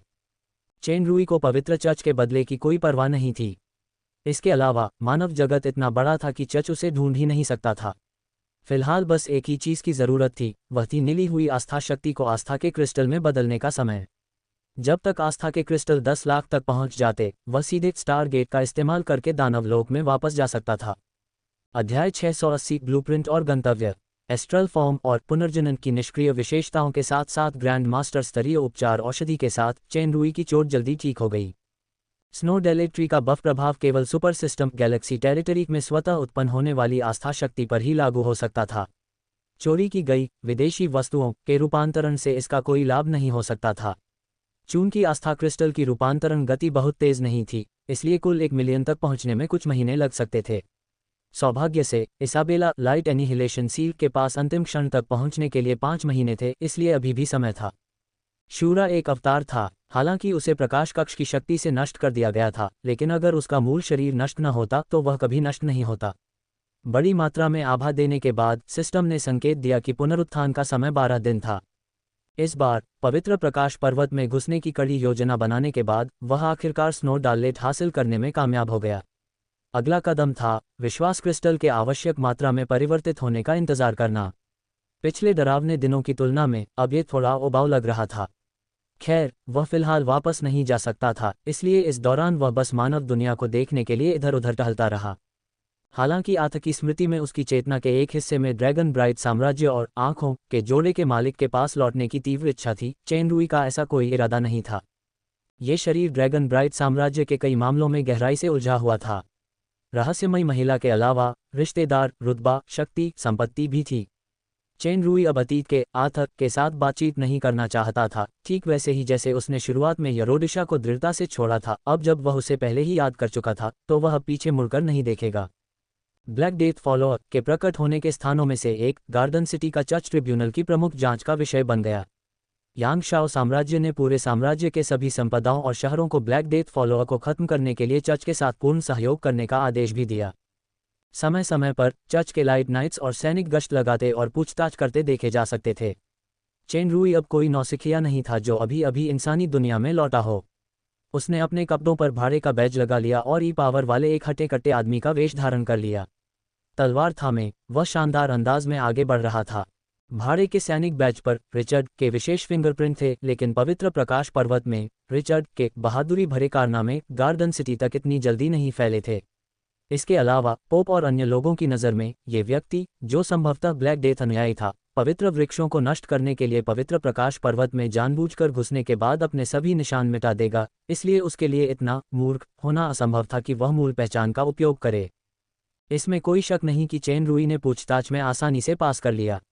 इस भाड़े के साम्राज्य में, जहां हर जगह भाड़े के सैनिक मौजूद थे, उसके जैसे छोटे मोटे लोग बहुत थे, इसलिए वह किसी की नज़र में नहीं आता था। गार्डन सिटी में हाल ही में 2 बड़ी घटनाओं पर चर्चा हो रही थी। पहली यह कि चेन रुई जिस हत्या संगठन डैगर ब्रदरहुड का सामना कर रहा था, उस पर ब्लैक डेथ फॉलोअर से जुड़े होने का संदेह था और ट्रिब्यूनल ने उसे उखाड़ फेंका था। कुछ नेताओं के गायब होने के अलावा बाकी सभी सदस्यों को गिरफ्तार कर लिया गया और राजधानी में सार्वजनिक रूप से जला दिया गया। किसी को भी नहीं बख्शा गया। हालांकि डैगर ब्रदरहुड का कई साम्राज्यों में काफ़ी प्रभाव था और वह काफ़ी गुप्त रूप से काम करता था, फिर भी वह विशाल चर्च के सामने कमज़ोर दिखाई देता था। चाहे वह डैगर ब्रदरहुड हो या ब्लैक डेथ फॉलोअर, वे सभी शूरा की ओर से बलि का बकरा बन गए। दरअसल अलिजा और पॉल की बातें सुनकर चेन रुई ने अंदाज़ा लगाया कि डैगर ब्रदरहुड शायद उन ताकतों में से एक है जिन पर अलिजा या यहाँ तक कि पवित्र महिला गुप्त रूप से नियंत्रण रखती थी। माना की हत्या का उद्देश्य यांगशाओ राजधानी के बिशप का पद हासिल करना था ताकि चर्च की ताकतों के आगामी फेरबदल में पुस्मीर के परिवार की ताकत कमजोर की जा सके। विडंबना यह है कि माना अलिजा को अपना रक्षक समझता था, लेकिन अंत में वह एक भयानक हत्यारी बन गई। हालांकि इस बार डैगर ब्रदरहुड का ब्लैक डेथ फॉलोअर से बेवजह संबंध था, इसलिए अलिजा या यूडोरा ने तुरंत बड़े लोगों को बचाने के लिए छोटे दलों की बलि दे दी। डैगर ब्रदरहुड का पूरी तरह से सफाया हो गया। उनमें से किसी के भी साधन से वे निश्चित रूप से भविष्य में कोई परेशानी नहीं छोड़ेंगे। एक और घटना ये थी कि लॉर्ड वाली ने राजधानी को सूचना दी कि मोटे आदमी सिटी लॉर्ड क्राउड ने एलिजा और माना की हत्या के लिए ब्लैक डेथ फॉलोअर के साथ सांठगांठ की थी। परिणामस्वरूप क्राउड को जांच के सभी कर्तव्यों से तुरंत मुक्त कर दिया गया। अब उसे राजधानी में बंद कर दिया गया था। राजधानी गार्डन सिटी के मामलों को संभालने के लिए एक अस्थायी प्रतिनिधि के रूप में एक दूत भेजेगी। इस घटना की जड़ यांगशाओ साम्राज्य के भीतर का राजनीतिक संघर्ष माना जा सकता है। चेन रुई को यकीन नहीं था कि मोटा आदमी ब्लैक डेथ फॉलोअर था, लेकिन उसे यकीन था कि लॉर्ड वाली ने उसे बहुत बुरी तरह से चाकू मारा था। चूंकि पहले भी एक और प्रसिद्ध हत्या की घटना हो चुकी थी, इसलिए मोटे आदमी के लिए खासकर इस संवेदनशील समय में आत्मसमर्पण करना मुश्किल होगा। जहां लोग थे वहां शत्रुता और दया दोनों थी, चाहे आप किसी भी दुनिया में हो, यह एक जैसा ही था। ये बातें चेन रुई से असंबंधित थीं। वह शहर की सबसे बड़ी प्यादा दुकान पर जा रहा था। पिछली बार जब वह गार्डन सिटी में अलिजा का टूर गाइड था, तो वह इस कंसाइनमेंट शॉप पर गया था और उसे याद आया कि वहां अग्नि तत्व वाले खनिजों का एक समूह था। खनिजों के इस समूह में अग्नि तत्व काफ़ी ज़्यादा थे, यहाँ तक कि साधारण जादू की दुकानों में बिकने वाले क्रिस्टल से भी ज़्यादा। लेकिन चून की अशुद्धियों से निपटना बेहद मुश्किल था, इसलिए शोधन की लागत बहुत बढ़ गई थी, इसलिए उन्हें कम कीमत पर प्यादा दुकानों को बेच दिया गया। उस समय चेन रुई को खनिजों के इस समूह की आवश्यकता नहीं थी, लेकिन अब यह अलग था क्योंकि अंतरिक्ष वलय में एक बड़ा अग्नि ऊर्जा उपभोक्ता था, फीनिक्स अंडा। फीनिक्स का अंडा अग्नि स्रोत शक्ति चुराकर प्राप्त किया गया था। शुरुआत में अग्नि स्रोत शक्ति फीनिक्स अंडे को आवश्यक शक्ति प्रदान करने के लिए पर्याप्त थी, लेकिन चेन रुई ने इसे भंडारण गोदाम में रख दिया क्योंकि उसे जोला के लिए अग्नि स्रोत शक्ति बचानी थी ताकि फीनिक्स अंडा उसका उपभोग न कर सके। परिणामस्वरूप भूखा फीनिक्स अंडा हर दिन भोजन मांगने के लिए अंतरिक्ष वलय को हिलाने के लिए अजीब शक्ति का उपयोग करता था, इसलिए चेन रुई को अग्नि ऊर्जा इकट्ठा करने की कोशिश करनी पड़ी क्योंकि उसने छोटे बच्चे का राशन छीन लिया था। दरअसल अगर फीनिक्स भी निकल आता तो उसे दानव लोक में वापस लाना मुश्किल था, लेकिन चेन रुई उसे यूडोरा के हवाले नहीं करना चाहती थी क्योंकि यूडोरा का मकसद ज़्यादा क्रूर था। फीनिक्स के अंडे सेने के बाद वह उसे खाने की गुप्त तकनीक अपनाती, यानी छोटे फीनिक्स को खा जाती। एक एक कदम आगे बढ़ना ही बेहतर है। अगर यह सचमुच काम नहीं करता है तो मैं फीनिक्स को बसाने के लिए कोई सुरक्षित जगह ढूंढ लूंगा। जब वह कंसाइनमेंट शॉप पर आया तो अग्नि तत्व खनिजों का वह परेशान करने वाला बैच अभी तक नहीं बिका था। जब चेन रुई ने इन खनिजों के बारे में पूछा जिनकी किसी को परवाह नहीं थी, तो कंसाइनमेंट शॉप के मालिक ओल्ड पाबो बहुत खुश हुए। दोनों पक्षों के बीच जल्दी ही कीमत पर सहमति बन गई। चेन रुई ने खनिजों का ये बैच अपेक्षाकृत कम कीमत पर जीत लिया। खैर, वहां सुपर सिस्टम की रिफाइनरी थी। इन अग्नि तत्व खनिजों को उच्चतम शुद्धता वाले क्रिस्टल पत्थर में परिष्कृत करने में बस कुछ ही समय बाकी था। मानव जगत और दानव लोक की मुद्राएं एक जैसी थीं। अंतर यह था कि दानव लोक के क्रिस्टल सिक्कों में आमतौर पर ज़्यादा काली सांसें होती थीं, जिनसे उसी हिसाब से निपटना ज़रूरी था। जब चेन रुई ने ओब्सीडियन पर धन उगाही कांड योजना को अंजाम देने के लिए चार्ल्स का भेष धारण किया, तो उसने ऐसी ही चीज़ें बनाई ताकि उन काली सांसों से छुटकारा पाना आसान हो। अग्नि तत्व खनिजों की कीमत पर बातचीत करने के बाद बूढ़े पाबो ने चेन रुई को और भी उत्पाद सुझाने की पूरी कोशिश की, लेकिन दुर्भाग्य से वहां देखने लायक कुछ भी नहीं था। तभी उसे कोने में एक चीज़ की झलक मिली। वह तुरंत आकर्षित हो गया। यह एक पुराना पीला कागज़ था जिस पर अजीब सी रेखाएं घनी खींची हुई थीं। अतिथि महोदय, ऐसा कहा जा रहा है कि यह एक रहस्यमयी खजाने का नक्शा है जिसमें लिखा है, देखो, मैं भाड़े के सैनिक के रूप में पहले दिन से ही नौसिखिया नहीं हूँ। ये स्पष्ट रूप से एक खाका है और यह अधूरा है और इसका कोई मूल्य नहीं है। मुझे केवल इसकी बनावट में रुचि है। ये पीले सिकाडा पत्ती का कागज होना चाहिए। एक दोस्त के सफ़ेद क्रिस्टल मिशन के लिए एक की आवश्यकता है। यदि आप इसे मुझे खजाने के नक्शे के रूप में बेचने की योजना बना रहे हैं तो मुझे अग्नि तत्व के खनिज भी नहीं चाहिए। मुझे आशा है कि आपको कोई बेहतर खरीदार मिल जाएगा। जब ओल्ड पाबो ने सुना कि यह सिर्फ एक सफ़ेद क्रिस्टल स्तर का काम था तो उसने इसे एक दुर्लभ वस्तु समझने का विचार तुरंत त्याग दिया। अग्नि तत्व खनिजों का धंधा चौपट न हो जाए इसलिए उसने जल्दी से सिर हिलाया और कहा, अतिथि, आप गलतफहमी में हैं। हुआ यूं है, ये बेकार खाका नगर स्वामी फैटी क्राउड के बटलर टुको ने गिरवी रखा था। उस समय वहां कई मूल्यवान वस्तुएं थीं। यही वह रात थी जब फैटी को नगर स्वामी के पद से बर्खास्त किया गया था। उसने ये जिक्र किया कि रिश्वत देने के लिए नकदी की तत्काल आवश्यकता थी। जैसा कि आप जानते हैं, अब जब पंथवादी के मामले पूरे शहर में फैल गए हैं तो फैटी को बर्खास्त कर दिया गया है और उसकी जांच की जा रही है। मैं उस कमबख्त टुको को खजाने के नक्शे के रूप में मुझसे झूठ बोलने के लिए दोषी ठहराता हूँ। नगर के शासक क्राउडचेन रूई के बटलर ने थोड़ा ज्ञानपूर्ण भाव प्रकट किया। दरअसल ये ब्लूप्रिंट कोई बेकार कागज नहीं था, बल्कि इसका मूल्य अपार था। यह माउंटेन हॉबिट के दिवंगत कीमिया गुरु रिक और एल्फ जनजाति की कीमिया गुरु फिनोया के संयुक्त शोध का परिणाम था। ये पिछली बार ब्लैक रॉक माउंटेन में थिक सॉइल कैसल की चोरी के दौरान चुराया गया ब्लूप्रिंट भी था। उस समय अत्याधुनिक कवचों का एक जत्था भी चोरी हो गया था। पता चला कि चोरी की योजना असल में नगर स्वामी फैटी क्राउड ने बनाई थी। असली मकसद कवचों का वह जत्था होना चाहिए। चेन रूई को शुरू में फैटी को ब्लैक डेथ अनुयायी बताने पर थोड़ी सहानुभूति हुई थी। अब इस बारे में सोचकर उसे जो मिला वह उसके लायक था। अतिथि, बूढ़े पाबो ने चेहरे पर मुस्कान लाते हुए सावधानी से पूछा। चेन रूई ने कंधे उचका दिए। खनिजों का ये जत्था अभी भी तय कीमत पर है। मुझे ये सब चाहिए। मुझे सफ़ेद क्रिस्टल वाले काम का रद्दी खाका भी दे दो। मुझे उस लड़की से एक चुंबन मिलने की उम्मीद है। बूढ़े पाबो को पता था कि उसने दूसरे पक्ष से मिले खनिजों की कीमत से सचमुच बहुत पैसा कमाया है। अगर कचरा खाका भी दे दिया जाए तो भी वह निश्चित रूप से इसके लायक था। चेन रूई के लिए पैसा कोई समस्या नहीं थी, बल्कि एक मूल्यवान ब्लूप्रिंट ढूंढने की असली कीमत थी। हॉबिट राजा ओवगे ने एक बार उसे इस चोरी हुए ब्लूप्रिंट को ढूंढने का काम सौंपा था। फिर हरे बैच के साथ एल्फ जनजाति के ज़ेड फॉरेस्ट सागर में जाकर ब्लूप्रिंट को एल्फ जनजाति के कीमिया ग्रैंड मास्टर फिनोया को सौंपकर एक कूटनीतिक मामला पूरा करने का आदेश दिया था। चेन रूई उस समय सहमत हो गया, न केवल पहाड़ी हॉबिट का पक्ष जीतने के लिए, बल्कि वह योगिनी जनजाति के कीमिया ग्रैंड मास्टर फिनोया से भी मिलना चाहता था ताकि ग्रैंड मास्टर से कुछ शिक्षा या प्रेरणा मिल सके। ये केवल उसके कीमिया कौशल के विकास के लिए नहीं था। उससे भी महत्वपूर्ण बात यह थी कि यह गुरु टेटेनिस और उस समन के बीच जीवन मरण की लड़ाई के लिए था। यदि चेन रूई ग्रैंड मास्टर बन सके या ग्रैंड मास्टर स्तर की अंतर्दृष्टि को वापस ला सके जिससे टेटेनिस ग्रैंड मास्टर दायरे में प्रवेश कर सके तो उस निश्चित हार वाले मैच में जीत की संभावना हो सकती है। फिर अगली यात्रा का एक स्पष्ट लक्ष्य था, एल्फ जनजाति का स्थान Z1 सागर।